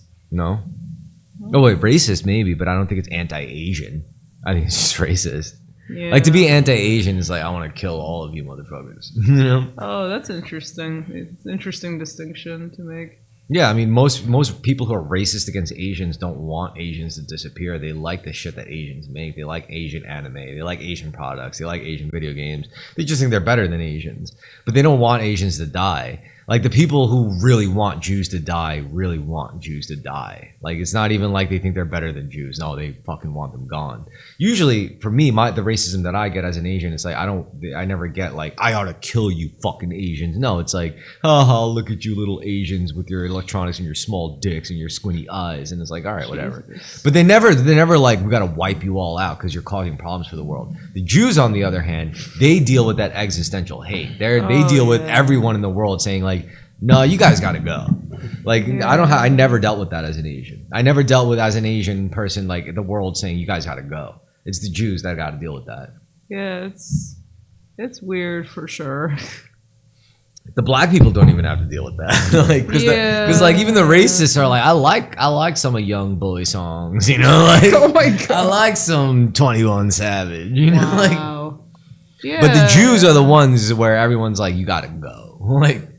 It's really strange, like how the different forms of racism that every group faces. Well, because as an ethnicity, weird. like the Jews, if you were to consider an ethnicity as an ethnically identifying Jew, like it's the oldest ethnicity in a lot of ways, right?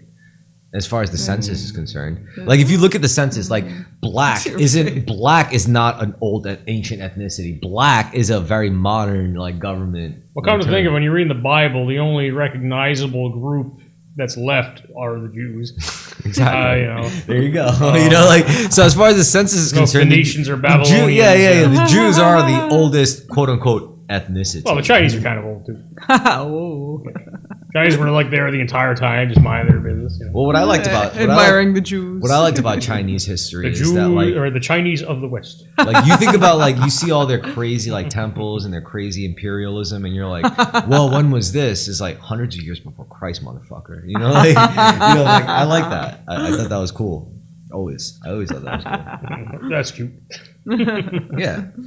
Because it points out that the Abrahamic guys don't really have a whole grip on the entire world as they thought. Oh my God! Well, but Darren and I always joke about this whole thing, like the Chinese and Asians admiring the Jews. Like they take all the stereotypes, but they admire it. It's so funny. To They me. just take these like white nationalist conspiracy literature and just Like, take yes, take it good, as an yes. instruction manual. So how did they do it again? Let's try. Okay, let's step one. Okay, They've dominated the world. How can we dominate the So, world? you know. There is a tide. There is a link, though. I mean, like, if I want to, like, learn about what the Jews are up to, and what they did, I'm not going to talk to some, like, Klansman. I'm going to go talk to my Chinese dad and say, so, tell me about the Sassoon family. What were they up to in 1850? Yo, but there's a significant lineage, right? With the Aryans. Because people hear Aryans, they think blonde hair, blue eyes, but they don't understand that Indians are also technically Yeah, they Aryans. came from India. Yeah, and that's why do you think so many Germans were so fascinated with Hinduism and Sanskrit? Yeah, they appropriated all of it. But it's because they do share a lineage with the Indians. It's all part of the Aryan. Don't they believe though that the original Aryan invaders got diluted by mingling with the natives to the point where their culture died out? Yeah, it's like a warning to them. But Christians believe the same thing with the Nephilim and the like the Book of Enoch and the archangels and the That doesn't archons. sound like Christianity. It sounds a little Gnostic to me, doesn't it? I don't know. Well, I mean, like there's a lot of overlap. I never remember any Nephilim in my CCD classes. So just saying. They didn't tell you about the Nephilim. They didn't tell you about the fallen angels in CC. I never went to CC. They told me to stop staring at Stacy's ass, and that we all got to stay in late because we're bad little bastards. Maybe if you were one of the good students in CCD, you would have gotten to stay Stacy's after class, like ass. Mr. Or brother blah blah blah, or brother John or father blah. It's like, tell me more about these Nephilim, and he was like, oh, so you were paying attention in class. You're one of the good ones. Step with me into the rectory for a moment. I'll tell you all about them. Do you know about the local Masonic lodges of Staten Island? Like you go into a room, there's checkered floors. And it's like, what the fuck? Oh no! Uh-oh. Bad sign. There are Masonic lodges in Staten Island. Oh yeah. Oh they my used to God. they used to hang out with the Knights of Columbus. My Yeah. dad was a Grand Knight there. Apparently, he was a spoil sport though. He was like This isn't right, guys. he was going through all their old parchments or whatever, going, actually, there's a papal bull against hanging out with Masons, and they're like, get the fuck out of here. My dad's like this Chinese dude, and these are all like greaseball Italians, like and they're and, He's like this pedantic, like Yeah, and they're like, what the fuck do you know about this? And then like the priest was like presented with these old parchments or whatever. my He Wait, was- why did well, actually, no. Your dad was- Conway's right. He's absolutely correct. Why did Your he dad was join? insane. Why did he join them, and why didn't he join like the canals, like the Chinatown Mason? Because they're bigger objectively than any Staten Island Masonic. Well, my dad is like a Catholic technically. He went to a Jesuit school. So. But that's the problem with like higher levels of Masonic like ranking. Like once you get to like closer to the 20s, I guess 33rd degree. Yeah. Like once you get up there, it's like you can't be a Catholic, you can't be a Jew, you can't be a Muslim. Like they make you burn that shit. I thought it was only the Catholic part. Whoa. It's the other ones too. All of them. Yeah, I mean that stands to reason. You probably would. They also do this weird like child bride ritual. Yeah, with I'm the aware all with the about daughters that of one. Job. The daughters of Job are like this weird Masonic Girl Scout twisted weird thing. They're just pretty much there. They're just orphan girls to do this child bride ritual for the Masons. They also have boy brides as well. Of course, yeah. Because there's women Masons. You have to allow. No, women they use the male it's all men in that room. So I've seen the videos. And women. A lot of women may hem and haw about how there's no female equivalent of the Masons. Women have nature. Women have Mother Nature. You know what? Before polytheism, there was monotheism. Before monotheism, there was just the religion of nature. That's why before there was any idea of monotheism, that was post polytheism. Before there was even polytheism, it was all tribal culture, right? And everyone in their tribal culture, their main religion was surrounded by nature. This is why a lot of tribes, not all of them, maybe not even most of them, but a lot of them were matriarchal. Because when you look at things from a natural framework, women do have all the power biologically. They're more valuable. Like a guy can inseminate 100 times in a single week, whereas a woman can only do it once every 9 months. Therefore, women are more biologically valuable. So before polytheism came into the picture, you had tribes and they all kind of worshipped nature because that's what dictated their lives. Now they created gods to depict the facets of nature. Now when they went to war, what did they do? They brought their gods with them. Now if you lost that war, your gods lost and you served gods their are gods. fucked. And this is how polytheism came into the picture. It's because wow. all these tribal cultures who had their religion surrounding nature went to war, and then they realized oh, my gods are my gods and their gods are their gods. Let's go to war. Oh, their gods are stronger, or my gods are stronger. And this happened over a period of eons. And then eventually it turned into what we now know as monotheism, because once you have your pantheon of a polytheistic pantheon, no matter what, there's always a top guy, and each of these pantheons could converge and they still realize there's a top guy, and this is where it all comes back to monotheism. Oh, that's interesting. I'm thinking now about a friend of mine who's Indian and was raised Hindu, and how he once called Hinduism the ultimate god-making technology. Yeah. Ultimate god-making technology. Yeah, because anything can be a god if you're a Hindu. Yeah, it's true. Everything. I mean, the 59th Street Bridge could be a god, as I understand it, right? basically. So, Everything has a spiritual true, nature, it's etc., true. etc. It's crazy. what do you call that? Is that animism? Is that what that's called? Where like an object can be imbued with energy? I think that's what it's called. I don't know. Might be mixing things up. Sounds like Shintoism. I remember. Shintoism is a type of, or animist or polytheist or whatever the hell it is, yeah. You know, when I went to Japan this summer, it got me thinking a lot more about Shinto and how there's a spirit and everything in nature. I really believe that could be possible. You should do martial arts.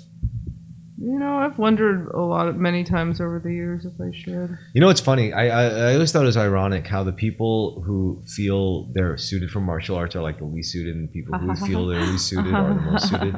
Martial arts are for nerds, honestly. I My- could see my that because it's sensei- very mental. My sensei, who also talks to her on an occasional basis for other reasons, is of the opinion that she would be particularly adept at the art because, well, she's extremely creative and subconscious, and he would be really curious to see what came out if she was taught. And you know, like in that, yeah. So he's kind of like hoping that one day, you know, she makes that decision. One day when I actually have more time. Well, martial arts is very intellectual, but it's also a physical realm. And the difference between the intellectual realm and the physical realm is if you fuck up in the intellectual realm, there's always something else to blame. Whereas if you fuck up in the physical realm, there's only you to blame. So in the martial arts realm, like if you fuck up, it's both. It's like you have to find the reconciliation between the external factors that made you fuck up and the internal ones. Yeah, no. Because martial arts deals with the body and psychology, and Yeah, yeah. also your will. The you know? mind has to be the first thing they really slay to really get deep into something like that, you know? So yeah, I think it is cerebral. I think martial arts more. In fact, martial arts historically was designed so the weaker person could beat like the big fucking meathead.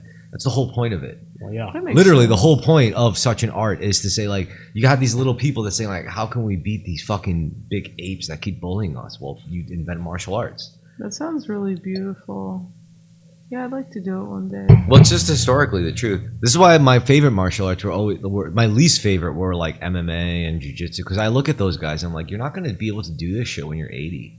Like Right. you're not going to be able to apply this and use these skills when you're like old or throughout your whole. You're not going to be able to pass this on to your like infant children in a healthy way. You know, like it's not sustainable. You're not going to be like Pai It still Mei. relies on speed and strength at the end of the day. Yeah, That's what- why they have weight classes and everything else. Whereas when you rely on technique, it's more like, oh, you know, like I could read your will, I could read your mindset, and I could read your physical state. And if those things, you know, it's not just like whereas a jiu-jitsu guy or an MMA guy, it's like they're all just looking at like all body, you know, and like all attitude. I mean, it is a sport at the end of the day. I mean, because like, you know, we're not big fellas. You know, if we're confined to muscle body shots, you know, we keep it all above the waist.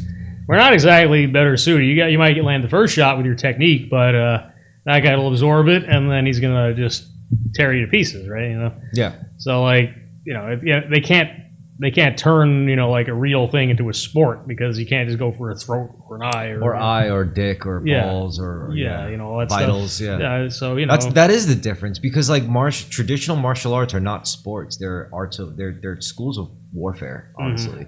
Like killing arts. You know, that's the whole thing. And this is why I don't like it when they compare like ancient kung fu to MMA. Of course the MMA guy's gonna win if you set rules and you know, you tell the kung fu guy, oh yeah, you can't poke his eyes out, you can't rip his dick off, you can't like jam your thumb into his can't like crush his windpipe or any yeah, of that like stuff. like Yeah. really, like then he's not. Of Well- course, he's gonna lose. Like that's all he's good at. He's good at killing the dude. He's not good at like beating a guy to a pulp in the octagon. You know, that's. I mean, at that point, there is a strength threshold. I mean, maybe he can get to that strength threshold, sure, you know, but but this goes into like if you get to this level and where we're at now, this is why I consider like learning how to use a Glock properly a martial art. You know, like to be able to like clear a room without getting yourself like stabbed. or in the killed. state of mind that you'd Yeah. actually be in when It's the there's an same actual thing. problem. It's yeah. the exact same thing. You know, you Yeah. could be like a woman, you know, dealing with a guy, like a big muscular guy. You're not gonna be able to like knock him out. All you can do is like stick your finger in his eye socket as deep as you could possibly go. That Yeah. is my purse. Yeah, yeah. I don't know That's you. all you can do. You can't do anything else. And this is why like martial arts is different from combat sports as an art form.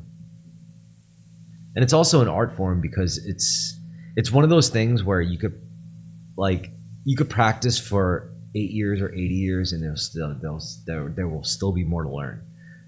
That's why I consider martial arts an art, like just like music or painting, because it never ends. Like There's depth, yeah. Like, and also even like, I mean, my guy is like he's like apparently what we call a kaidan, so he's like the master, you know, like in a way, and even he still has depths of learning that he's still going through, you know, partly introspective. it is all interesting. I say this with any structured martial, like Japanese martial arts. I say, you know all the kata, you know all the techniques, you know all the moves. Like we all know the moves now, because when I'm like talking to the seniors, I'm like, the only way you're gonna beat me or people who you can't beat, like the only way you're gonna beat them is what you do outside of it. Yeah, it's like, sure, at the end of the day, both of you are just moving your feet, moving your arms. Yeah. Right. There's not a ton of difference in that. It's just, And then it becomes psychological. what you see versus what he sees. Yeah. You This see is where million different- you at first you take Navy SEAL seriously, but then you take like CIA operative seriously, and you're like, oh, I see why. You know, like the difference. Like the Navy SEALs, like they'll kill you off the jump, off the raw shit. But there's a meta battle always with every battle, right? like why they're there. Yeah, I mean, yeah, exactly, it's like- exactly. Why you're there? Like this is what Musashi understood after he killed like 60 something guys. At the end of it, he was old and he was like still strong. He was like, what the fuck is the point? Like they still won because they got to die with their purpose intact. Me, I lost my purpose. I killed all the dudes. And this is where he wrote the Book of Five Rings and found enlightenment, you know, because he realized this is all meaningless.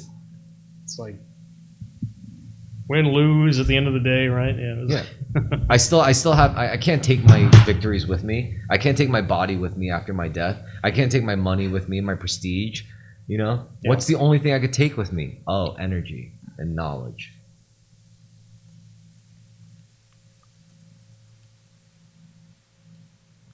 It's true. I mean, this is why, like, I tell people, it's like, listen, you can't, just remember, you can't take your money with you. You can't take your victories with you after you die. You can't take your influence. You can't even take your love of your life with you after your death. Like, you know, like, you can't take anything with you. It's just your energy and your knowledge. Well, you don't even know that. You might have a blank tabula rasa reset. You know, you might just have an inkling of, or who knows what you're gonna have if you. Have Well, anything at all. there's enough recorded near-death experiences that make me think otherwise.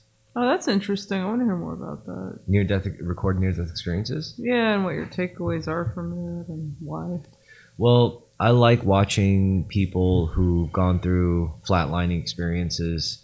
They talk about it, what they saw, what they experienced. And what I always found interesting was how many of them, like people who clearly didn't know each other, had said the similar things. It could be psychosomatic, you know, it could be purely just psychological manifestation and how you're experiencing the loss of life personally, but it could be something else, you know. And what's the difference at that point, you know? So what did you hear them saying? Well, the most common things was outer body experience. Was basically like they got hit, some dudes got struck by lightning, some dudes literally had a heart attack, some dudes literally OD'd, and what they clearly recognized was being present but not in their body. And they saw people there, they felt people there, they saw them directly, tried to interact with them. Most say they saw everything in clear picture, clearer than they were through their own eyes. So imagine like you're seeing through your own eyeballs and suddenly your perception expands to all three of our eyeballs, suddenly expands to everyone in the building, suddenly expands to everyone in Staten Island, suddenly your perception expands to everyone in the city. That's kind of like the gist of it. Where it wasn't like loss of sensation as you're dying, as your physical faculties shut down. It's more like your metaphysical senses just rapidly expand faster. And to me, that translates to, as the physical filters of your body and your brain are dying, you become more in tune with the source, God, Hashem, or Allah, or the source, or whatever you want to call it, whatever tradition you subscribe to. Right.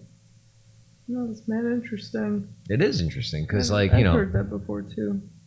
near-death experiences do fascinate me because a lot of them, again, they say similar shit. They also vary, right? Some people have a more traumatic, negative experience. Of I've course, heard this that too, also. 100%. A lot of Yeah. people, yeah. It's usually this is what makes me. This is Or what they see a bright light coming towards them. They feel at supposedly you peace. don't step into the bright light. Supposedly stepping into the bright light just brings you back into reincarnation. It's all the Loosh harvesters want you to Loosh go down harvesters, that way. yeah. The archons harvesting The the loosh. archons, yeah. The moon is this like device to keep you in this like soul prison, and you can only break free once like after you die. And the light is so bright, so warm, and it feels so good. And you think everyone's there, your dead relatives, your dead friends, and you know all the new hope, and it's there. But you should just reject it and just stay right there. You don't even have to walk into it. And apparently, that's how you break free. Don't be a retard. Yeah. Did you ever see that clip? I don't know if you ever watched the show Star Trek Voyager. There's an episode where the captain. I love Star Trek, by the way. Well, I'm a big fan. It's been a long time since I watched it, but I used to watch. The only one I never really got into yet is Deep Space Nine. I've been meaning to, but I watched Voyager, you know, also, and there was one episode, and they have a clip like you could actually look it up. I think Star Trek Archons, you know, where the captain, she's going through a near death experience, and her family is there, and all of her friends are. And she goes, "Wait a minute. This isn't. You're just harvesting. Like, I don't know why you want me to choose to go in here, but you can't make me, can you? I'm not doing This it. is bullshit. This is total bullshit." And they get mad, and you know, it's like one of those predictive programming things or whatever. Who knows? You know? Because I love life. I love all that lovey-dovey shit. But if you tell me, because I do believe that if we die, we see it, we feel, maybe not see it visually, but we feel a presence, a warm light, something white, something blank, and it's inviting. I'm open to the idea of saying fuck you.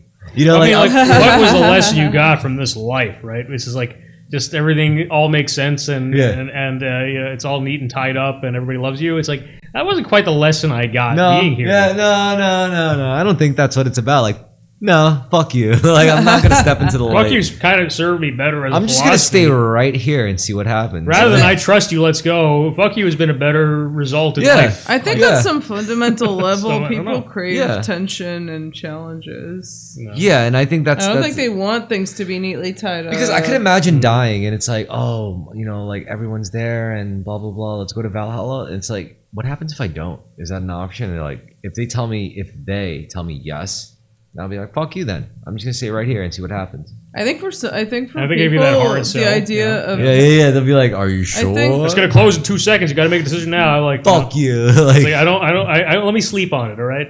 I think that You got plenty actually of time. a place where everything is all neatly tied up is actually hell for people. Yeah. I think so too. That's a good point. Yeah. I don't think that's heaven. Yeah. I'll also like, you know, people talk about reincarnation. It's like I also don't fear reincarnation. It's not like I'm trying to avoid it. It's not like I'm trying to escape Naraka. I'm sorry, like I don't love Naraka, but I don't hate it either. Like What's Naraka? the fallen world that we live in, you know, of cause and effect. What language is that? Or what religious belief system? Hinduism, I'm pretty sure. Yeah, Hinduism. Because Kabbalah has its own word for it, and that's Malchut. Matrix. Clown world. Oh, Clown yeah. world. Yeah. Word. 3D. That word. Yeah. Yeah, fuck that. But, you know, like, I don't hate it. You know, like, I don't love it, but I don't hate it either. So, like, if, you know, there's a lot of people that are obsessed with escaping the cycles of reincarnation, and I'm just like, I don't think that's the answer. You know, like, because for me, my attitude is, you know, to the divine cycle or the wheel, I'm like, if you're going to make me do this, I could do this all fucking day. The idea is that you're going to go through as many cycles as you need until you inevitably escape. So now, like, you know, presented with that idea, I'm just like, fuck you then. If you're going to make me do this, fine. Let's do this again and again and again and again and again. Yeah, if you're not ready, you're not ready. What are you going to do? You know, exactly. So, like, I finally, like, I've accepted it. I'm like, fuck you then. If you're going to make me do this again and again and again, I'll do it. Some guy's gonna cry about this life. I'm like, I don't think he's Samsara material. Sorry. Yeah. It's like he's a little bitch. I'm like, you know, we don't but, need you for Ragnarok, right? But no, I'm down. I'm down with this. If you're gonna put me through this hell of this material world of like hyper-capitalism and religion and cultural war and all this shit, like, fuck it, I'll do it over and over and over because I can't control it. I know I can't control it. I know I can't escape this cycle. I know I can't escape the cycle of death and rebirth. I'm not in control of that. I'm just Chris. It's also going to get boring eventually, and then you'll be just like freaking Buddha, you know? I'll just sit there. I'll just do the same thing every lifetime then. Fuck What? it. I don't care. Why did that guy sit under that body tree anyway? Probably Yeah. because he was bored out of his mind. Oh, another don't get me wrong. gay cycle of death and rebirth. And don't get me wrong, I've been through enough trauma to understand why plenty of other people would never want to go through this again. Why plenty of other... I sympathize with them. I do. I really, really do sympathize with this idea. Some people don't even want to entertain it. Some people would just rather have kids and entertain this idea of a living legacy that lives forever. Great. Go with that. I do think bloodlines are important. I think bloodline... If reincarnation is real, hypothetically, if you took it as fact, bloodlines are like transit lines, you know, for your soul, for souls to like experience life. So if there's one assignment we have in this lifetime, I think, like being reincarnated, is to fix your family troubles, to fix your family traumas, your generational traumas, you know, your family curses. If you fix, like, that's all we have to do. It's not making mad money. It's not fixing the world. It's, if every single person was born into this world being taught that all you have to focus on is fixing your generational trauma, the world would be a better place. We don't have to care about politics or ideology. We don't have to care about even religion. Just focus on fixing your generational trauma. What made you come to that conclusion? It was the fact that I started believing that everyone is just the same soul living out different lives in different bodies. We're just different versions of each other. Like, there's no, like, in all probability, I either have lived life through your shoes, or I will live life through your shoes as a soul being, and vice versa, and for everyone. You know, like, if there's a source, it just fractalizes infinitely into individuals like us, you know. But I just think, again, we're the same soul living out different lives in different bodies. I'm just mulling all of this over. This is powerful stuff. I still think there's room for individualism. I think we're all fractionalized from the source, but we all get different paths. To Well, get we're back there. fractionalized for a reason, right? If you were God, wouldn't you be lonely as fuck? Wouldn't it drive you fucking Well, you'd be crazy? bored. So what you do? Exactly. You're gonna break yourself into a million Yeah, you pieces. play video games. Yeah. You fucking simulate relationships. Yeah, I get it. Like, I don't hate God for fractalizing himself. Like, it's basically me. It's like, it would be, Claustrophobic. I get it. You're everything. I So get you it. know where to go. Yeah. Let's So, forget it. like, look at it this way. Like, suppose, like, above, between us and God, there's, like, demons and angels. There's some higher being in a higher dimension between us and the source that, like, call them patterns. There's negative patterns and positive patterns. Call, like, you know, positive patterns like working out every day, being thankful, treating people kindly. Negative patterns like being indignant, feeling entitled, feeling like you're better than people, superiority, ego. Like, there's different patterns. Call those demons and angels, you know? And once you worship one pattern, that's the pattern that's going to, you know, invoke in your life. Checkered floor is starting to appear again. Yep, and that's what they try to do. They try to kind of master it. It's not just them though. Like, a lot of people do, right? Oh yeah, I don't think The Chinese that's- alchemists did, the monopoly Sufis did, the Gnostics did. all the esoteric groups from every mainstream religion. But I think that's just the byproduct of intelligence, right? Like, once you get good at pattern recognition to the point where you see past economics, see past politics, see past culture, you're like, what's left? The metaphysical nature, what drives all of this shit? Like, either you see it or not, but it's something like that has to do with God or the soul, you know? And what disturbs me about it isn't the fact that this exists or it's a school of study. It's the fact that there's a chance that Trump might be really into, like, Manly P. Hall shit, or the fact that, like, Bill Gates might be really into, like, Saturnalia and paganistic cult, you know, like, ritual, or the fact that, like, Netanyahu might actually be like a low-key druid, or the fact that, like, you know, Bill Clinton is a member of, like, the Skull and Bones Society along with George Bush, and they did, like, piss and shit rituals. Well, that one, there's no maybe about it, right?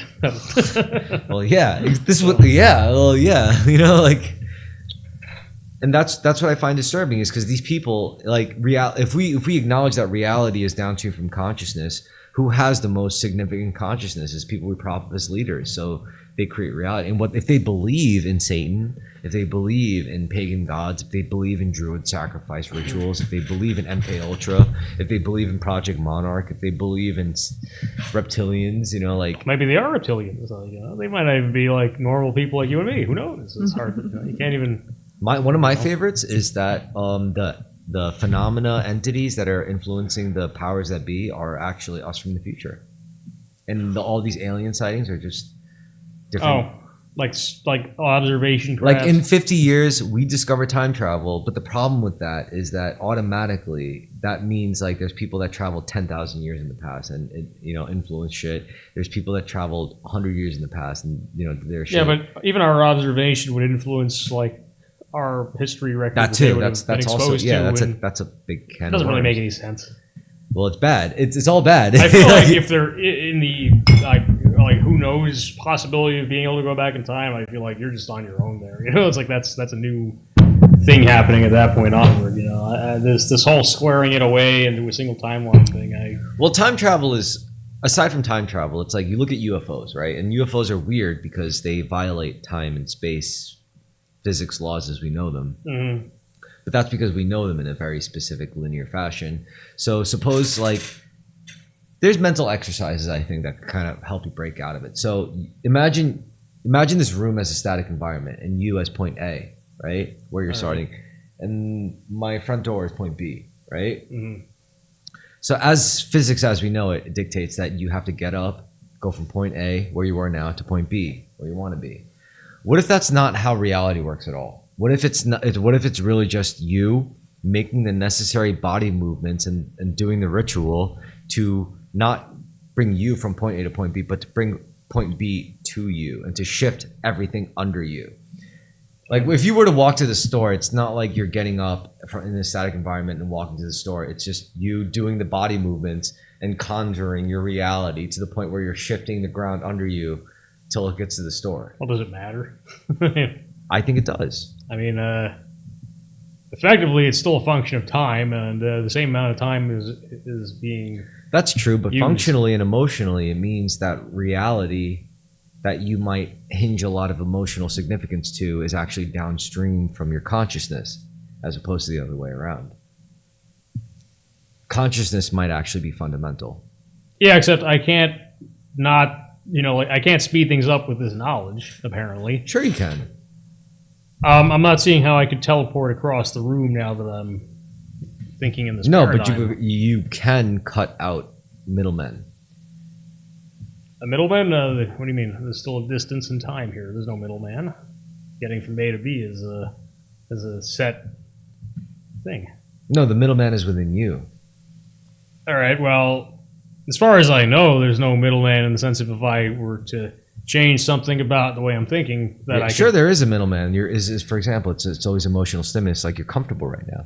There's no reason for you to want to be there as opposed to here. Well, but I could get there, of course. You could, but you don't want to. I don't particularly, but I also, no matter what, I'm still going to be limited by energy and time, right? To get there, I can get there a little faster with a little more energy, or I could, But that's everything. Then that literally dictates like the whole outcome. Yeah, but that's a limitation, right? It's like so we're confined in a set of rules. We have. It's like a game, I guess. Yeah, but the outcome is so vastly resources. different. But what is fundamental is your consciousness, is your conscious will.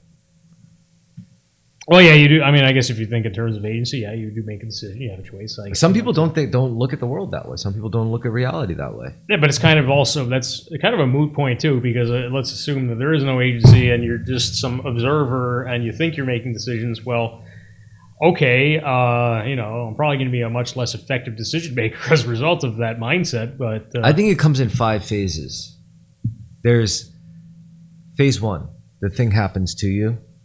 Phase 2, you see that the thing happens to you and you decide, no, fuck you, and you happen to the thing. Phase 3 is that, okay, now that you've recognized it, you said fuck you, now it happens for you, now you control it. Phase 4 is, wait a minute, you don't even control it because you don't have to. It works for you, it does its thing regardless, it just happens through you. But then phase 5 is, you are the thing happening to you. Well, I'm not going to sit on my ass and get to point B at any point tonight. I'm going to have to. But you don't want to get to point B, so why would you get to point B if you don't want to? Well, at some point you're going to kick my ass, and whether I want to or not. But I don't want to make you want to go to point B, so it's like, why would you? There's no reason for me to make you. There's no reason. It's all based on will. It's all based on intuitive will. There's no reason for me to want to make you go to point B, and there's no reason for you to want. All I did was posit the idea.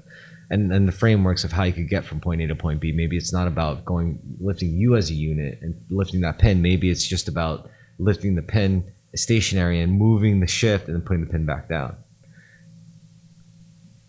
I mean, I'm actually a little confused here because I mean we were talking earlier about martial arts, right?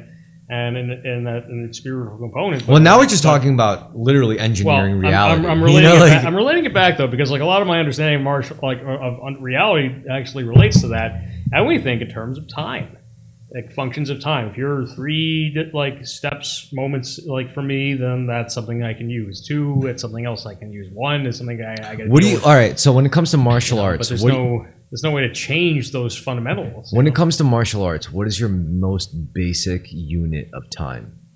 Is it a second? Is it a minute? It's about I guess time segments in terms of how many steps that you can take, and actually that moves beyond physical. Okay, there's a mental component too. No, I'm so glad. I'm so glad you said that. Yeah. Because I presented to you like units of time as a red herring. But the truth is, you saw, like in martial arts as a practitioner, the true unit of steps. Yeah. It's not about time. Like one step could take you 60 seconds. One step could take you 6 milliseconds. Or 6, I don't know, I guess like a sixth of a second. You know, like whatever. Like, there are physics to it though. Like let's say I'm lined up and you're not. You got to turn. I get that. No. But at least you're not looking at it as if like you're measuring. You're limiting your martial ability in terms of just linear time. You're looking at it in terms of steps, in terms of movement and willful movement. Like just like D&D. Like you get like a move per action. Yeah, we're going back to cause effect in a way. Yeah, cause and effect. Exactly. Yeah. Perfect. So that being said, if you understand that, then. At first, I looked at it as like time, you know, just like static time. Like, oh, I think I could do it faster than him, like a few more steps. But then I looked at it in steps. Like, I think I could do it like a step before he does. Mm-hmm. But now I realize in martial arts, the true unit measurement of time that matters is breath. Inhale, exhale. Like, that's it. Like, if you could clock the inhale and exhale pattern of your opponent, you win. Period. Like if you like, suppose you get the basics. It's got down. A frequency that you can use. Yeah. Suppose you get the basics down, you get the intermediate skills down, you got your techniques down, you got your forms down, all that shit. Yeah. You got your toolkit solid, and you practice it once or twice a week. Perfect. All you need, like, it's not about getting in their head. It's not about intel. It's whatever. But in the raw, like actual exchange, if you could clock their breathing, you win. Think about it, man. Like I'm reading it a little differently. I'm thinking in terms of like reading their frequency a little bit. Yeah, you can see their thought. Smell. Some people see. You see it. It's like the words we use. It's funny because you said you see it. I say you could count it. Some people say they could smell it. It's like a lightning bolt that shoots out of the guy's forehead. You know. Would you consider it like a metaphysical sense, like a synesthesia type thing? No, because you're reading it off a person. You can't do it to your cat. Yeah, but you can do it to a person. But you also can't do it to like a rolled up tatami mat that's stationary, or you can't do it to a stationary bob target.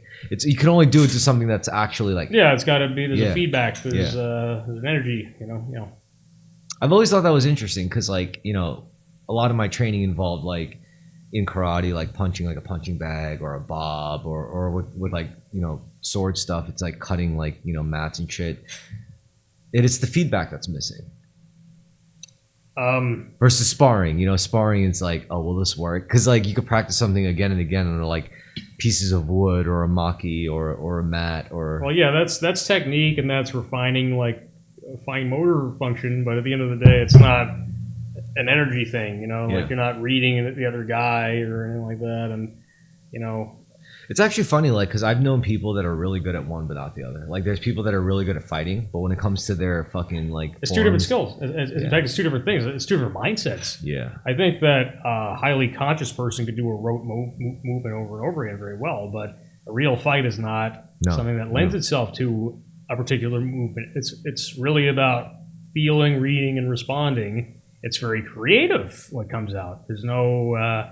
I'm going to do that. In fact, come to think of it, even if you had a bunch of ideas of what you're going to do, when you're scared as shit, you're not going to remember any of it. You're going to forget all that shit. It's going to go out the window. You could have years of training, but then when it comes to the actual, like, you're going to freeze like up. game time, it's either you freeze up or it's like I know exactly what I'm going to do to you, and it has nothing to do with total tunnel vision. Yeah. It has nothing to do with kata. It has nothing to do with forms. It has nothing to do with.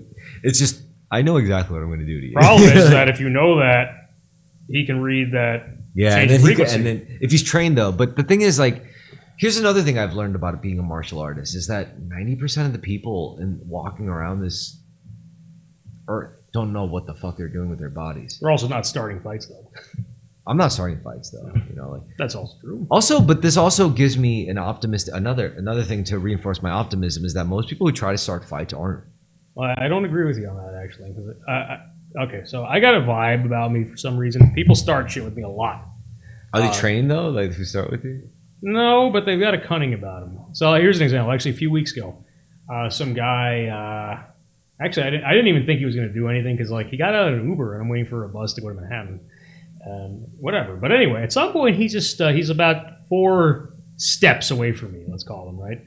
And all of a sudden he's doing that hood thing where he's talking to the air at nobody, but he's like directing shit at me. He's like, damn this N-word.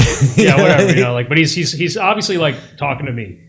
But not I can't look at him and go what he's like, I hate these chuckle. He's like looking there. You're standing. He's like, I hate these chuckle ass motherfuckers. Yeah, exactly. You're like, bro, we're by ourselves, right? Come on, man. But at some point, he's doing he moves really fast and he's doing some violent shit, but he's not moving his feet at all. That's one thing I noticed.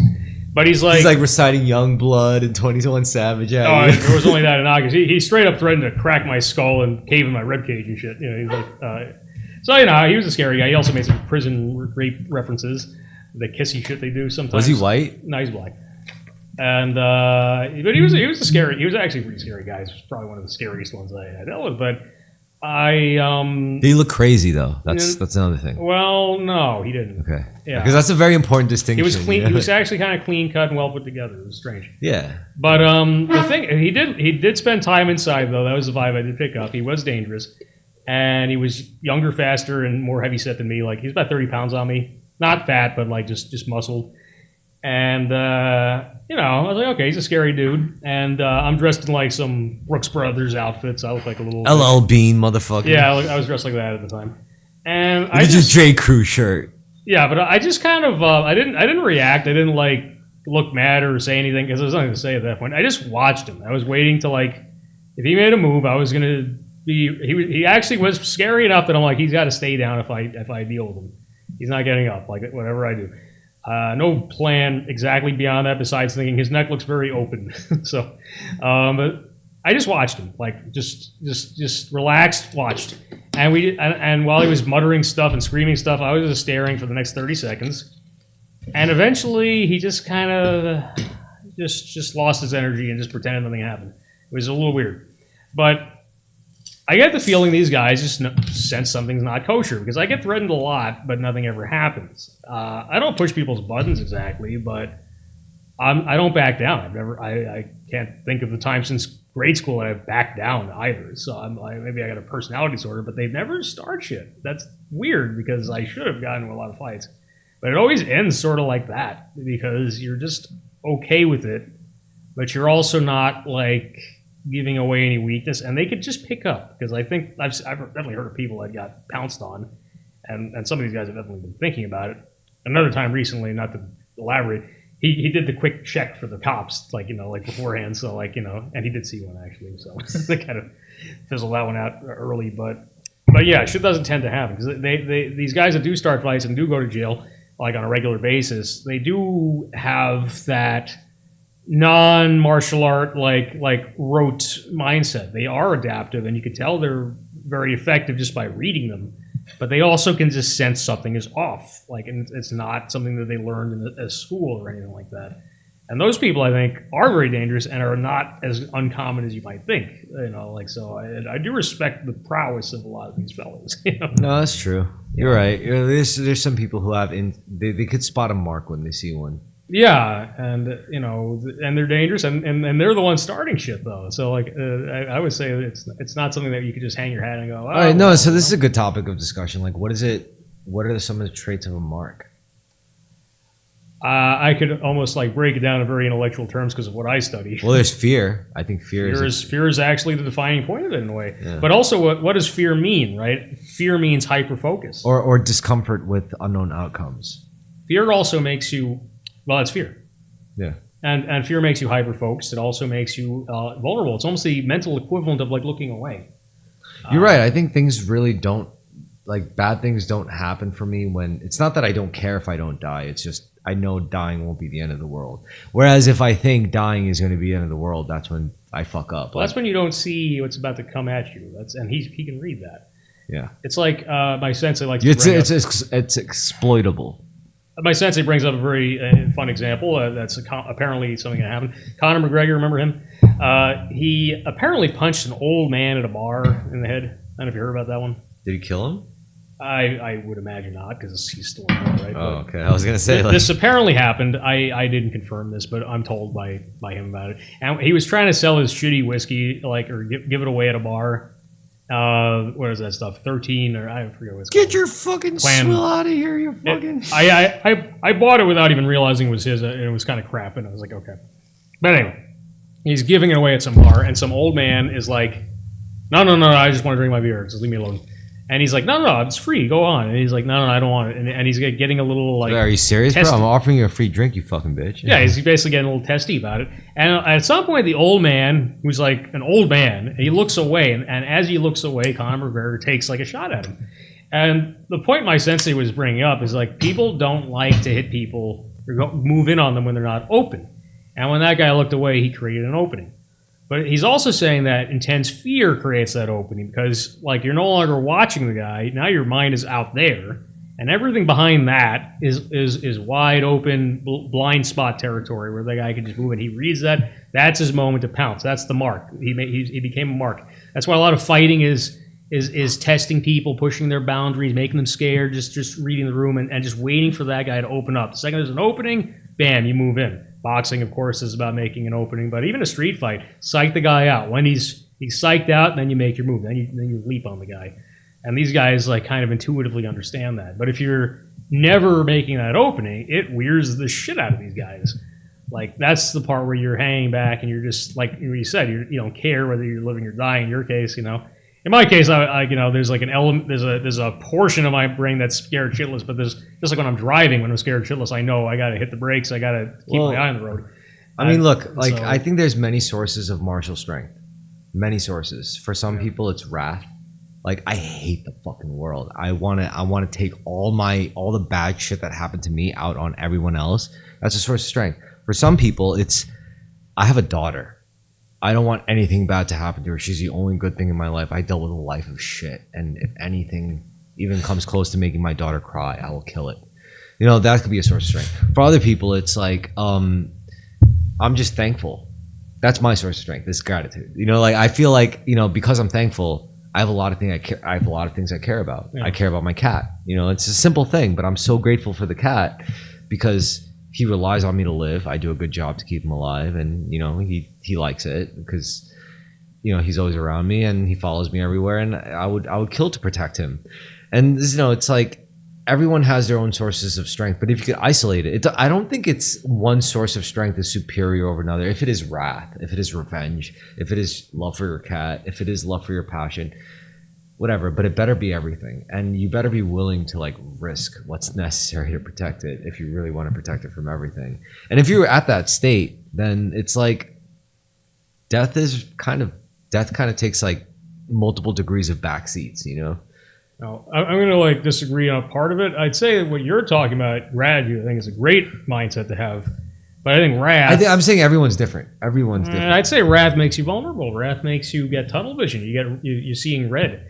That could be exploited by a smart guy that's got gratitude. Look, I don't want to criticize wrath, but there is a reason why I don't adopt wrath as my, foundation of strength. Like if it worked, I would use it, but it doesn't. Yeah, it's a problem. It's going to get you into trouble. Yeah, it's not it might give you like an otherworldly just strength. Because it's not sustainable, though, doesn't mean I don't respect it. All it takes is one guy getting off the line of attack and then whooping that guy, and that guy has as vulnerable a windpipe as you and me. So when it comes to, at least with martial arts, when it comes to like motivation, I never want to go out and tell people like, you should do what I do. No, what I'd rather do is like, all right, so with martial arts, like I tell people, my students especially, I'm like, everyone has very different reasons for practicing. Some people want to be good at something. Some people want to just be a part of something. Some people want to get a part of a culture. Some people just want to hurt people.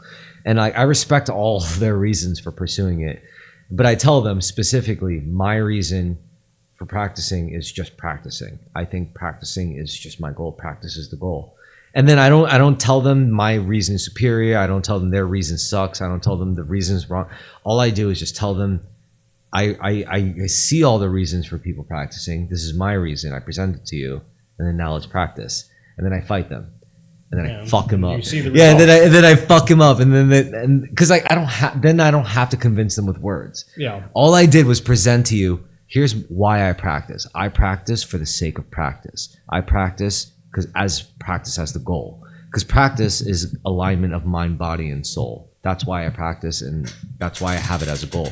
Your goal might be to win. Your goal might be to be better than sensei. Your goal might be to be better than me. Your goal might be to not be a bitch anymore. Your goal might be to be a part of something. My goal is to practice. Now, when we spar, your reason is fighting my reason. See the difference, yeah. Yeah, and this is what I show them. I don't have to explain this to them. This is kind of like, I love seeing the process unfolding. All I do is like, to preface it, I say, this is why I practice. Why do you practice? And they tell me, I'm like, good. That's a good reason. Great reason. Good reason as any. Yeah. And then we fight. And then it's like, I don't have to say anything, but we fight. And the results speak for themselves. And like, all right, so do you see the difference now? I like that you give them an anchor, like a point of reference, and you let them like come to the conclusion themselves. It's a good teaching method, I think, yeah. Because that's how I was taught. You know, like that's how I was shown the way. You know, so I'm like, well, you didn't start off just wanting to practice. That was something you came to eventually, right? You didn't just join up because I want to practice this random thing. Well, no. It did. Well, this is where me and my sensei diverged because he wasn't these aren't his words. Like when I say I practice my goal is practice. Practice is the goal. Those aren't his words. That was my goal. And I came to those words because he had like a couple kids and I had to teach his students. Like I still have to teach his students. This is where I'm at now. And I had to I was forced into a situation of why am I doing this? I'm basically like taking care of another man's baby. This is not my school. This is his school. I'm not even of rank to teach his school. And I realized, once I was forced in that position to inquire myself, I realized practice is the goal. That's it. I mean, let's challenge you for a minute though. Good, do it. If it didn't lead to you whooping these guys' asses, would that be your the purpose of what you're doing anymore? Yes. Even if it didn't do shit and it was just pointless and because you kept getting whacked. The main benefits that I've noticed from practice wasn't winning fights. I mean, that was a good benefit. It was a good plus. It was a very good validating factor, but it wasn't it. It was as I practiced, I realized, outside of the dojo, when it comes to bad shit happening, when it comes to people trying to change plans on me, and I realized I reacted in a more productive way when I do martial arts. It's as I practice, I'm not a reactive douchebag. I react better. I'm not, I'm like, it's okay, man. I get it. Also, it's people who try to I don't know, do these social henpecking games. I'm like, all right, but if we fought, I would kick your fucking ass. I never take it personally anymore. I don't take anything personally because it's not even I would beat them. It's also anyone could kill me. I could kill anyone. Anyone could kill me. Just right. It's very equal it's that, right? It's just a matter. So if I see it on that level where I realize if they push me hard enough, I could kill people. If I push them hard enough, they could also kill people. Well, they may not know that, but I know that about them. I guess there's another layer of the onion though that I feel is interesting in the sense of the pushing is what makes the openings. If you get to the real core of martial arts, it's ultimately self-defense. You have to offer bait to win the fight, right? You have to offer even if it's something as all right. Let's look at boxing. Something as simple as whether you're gonna fake a punch and they pull up their guard and then you get them with the fucking kidney shot, or whether you think you're gonna feint the kidney shot and they drop their guard and then suddenly you knock them out. It's a game. It is like chess. I think it is very mental. Positioning, but I think martial arts is very mental. But if it comes to like physical raw fighting, if you're just a wrestler who's like 300 pounds, all muscle, you know, like, yeah, you know, like you got your strength. But if you're a martial artist who knows vital points, who knows the T spots, who knows the growing is like a very, no matter how big you are, like, you know, you grab their balls, they're done. Like, they, you know, arteries in the neck and, you know, like the jugular, you know, in the thigh, especially if you have a weapon. That's what martial arts is about. It's how the little guy can beat the bigger guy. You sound like you're in the Wu-Tang Clan. Me? Yeah. I just know my dad was like this. This is how he beat up like bigger dudes because he always fought. He always told. I was like, Dad, do you have any good like advices like as a martial artist? He was like, no, but I will say if you want to win a fight, just bushwhack them when they fucking least expect it. I was like, you know, I was flabbergasted. I was like, I was a lot younger, and I heard this. I was like, what? Because I thought because my dad like won a lot of fights, and everyone told me about it. And then I was like, Dad, how did you win those fights? And he was like, just cheat. You know, like just fucking like, you know, like fucking like wreck them when they least expect it. Fucking hit them where it hurts. Like when they don't want you to hit them there, you know? Yeah, it's not A gentle. lot of this just sounds like quotes straight out of The Mystery of Chess Boxing. I mean, this is why I go more psychological because you don't even have to go there if you master the psychological game. Marcus Aurelius was a funny example because he was like the guy who was like, you know what? I kind of hate my wife. I'm going to create a whole philosophy that will piss off everyone of her kind for generations to come. He was basically like, yo, you can't control what happens to you. Just be an adult, you know, like control your responses. Wasn't he the ultimate stoic? Yeah. Yeah, no, there's a really inspiring quote from him. I mean, could you imagine telling like not anyone that we know personally, but like your standard stereotypical liberal person. Oh God! Like just calm down, you know, like control your emotions. Like, you know, it's like, dude, like, you know, like that's my God. That's what I'm saying. Like he definitely like Marcus Aurelius's philosophy was kind of spiteful in a lot of ways to the modern world. Oh, totally. Like, honestly, suggests- he really.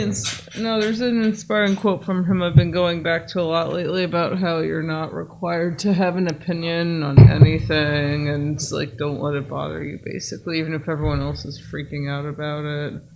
Fair enough, yeah. Like it really gives me strength in this day and age when everyone is demanding you have an opinion on everything, even if you don't know anything about it. This is useful to remember. Marcus Aurelius, the ultimate incel. So are you suggesting that the average Roman was basically like this soy jack at the tail end of the empire when he's around? It's like When I think about the Romans now and the ancient Greeks, I've been talking to this gay dude. I'm pretty sure he's gay, and we just got into this conversation about how like homosexuality has a historical precedent, but gayness is a fairly new invention. Like you gotta be, life has to be a little good because like homosexuality that's been going on since forever, but gayness that's like happened in mostly cities, like where art happens, right? Yeah, well, what's the difference between homosexuality and gayness? Well, that was the Gayness, interesting part. is that like yeah. the subculture? That's what I thought. You know, I was like, yeah, is that what you're saying? And maybe there is some merit to that kind of take. well, it's a small number of people. Proportionally, about 2% of people are gay, and Well, that's because like, getting a bunch of them to start a society requires a very large but that's accumulation of because, people. but that's because you could say gayness is only cultivated by abundance. Like life has to be good to be a little gay, right? Like, Well, if you have like a village of 200 people and the Yeah, average you age is know. like 30, like there's only one possible dude you might like. That's not going to happen. but if you I know, live in you a know. citadel where there's like 80,000 people, Then sure, like you guys can start a little club or something. yeah, you know? yeah, Sure. you could all have wives, and you'll still be doing your little wrestling matches in the sauna. It's always the sauna. It's always the bathhouses. But yeah, Well, yeah, because that's where you get all naked and sweaty. yeah. But anyway, we could wait. Can you check the time for me next to the little red dot? It's 12:50. That's 12:50. No, not the time. I just mean yeah. The red dot. Color line that you're talking here. So, 3 hours, 6 minutes, 47 minutes. All right, perfect. So this is a good time to conclude the episode. It's good. been real. It's been awesome. We've got a couple of pieces of garlic bread to eat, and the night is still fairly young for a Friday. So cheers, everybody. Good night. Good night. Cheers. Good night.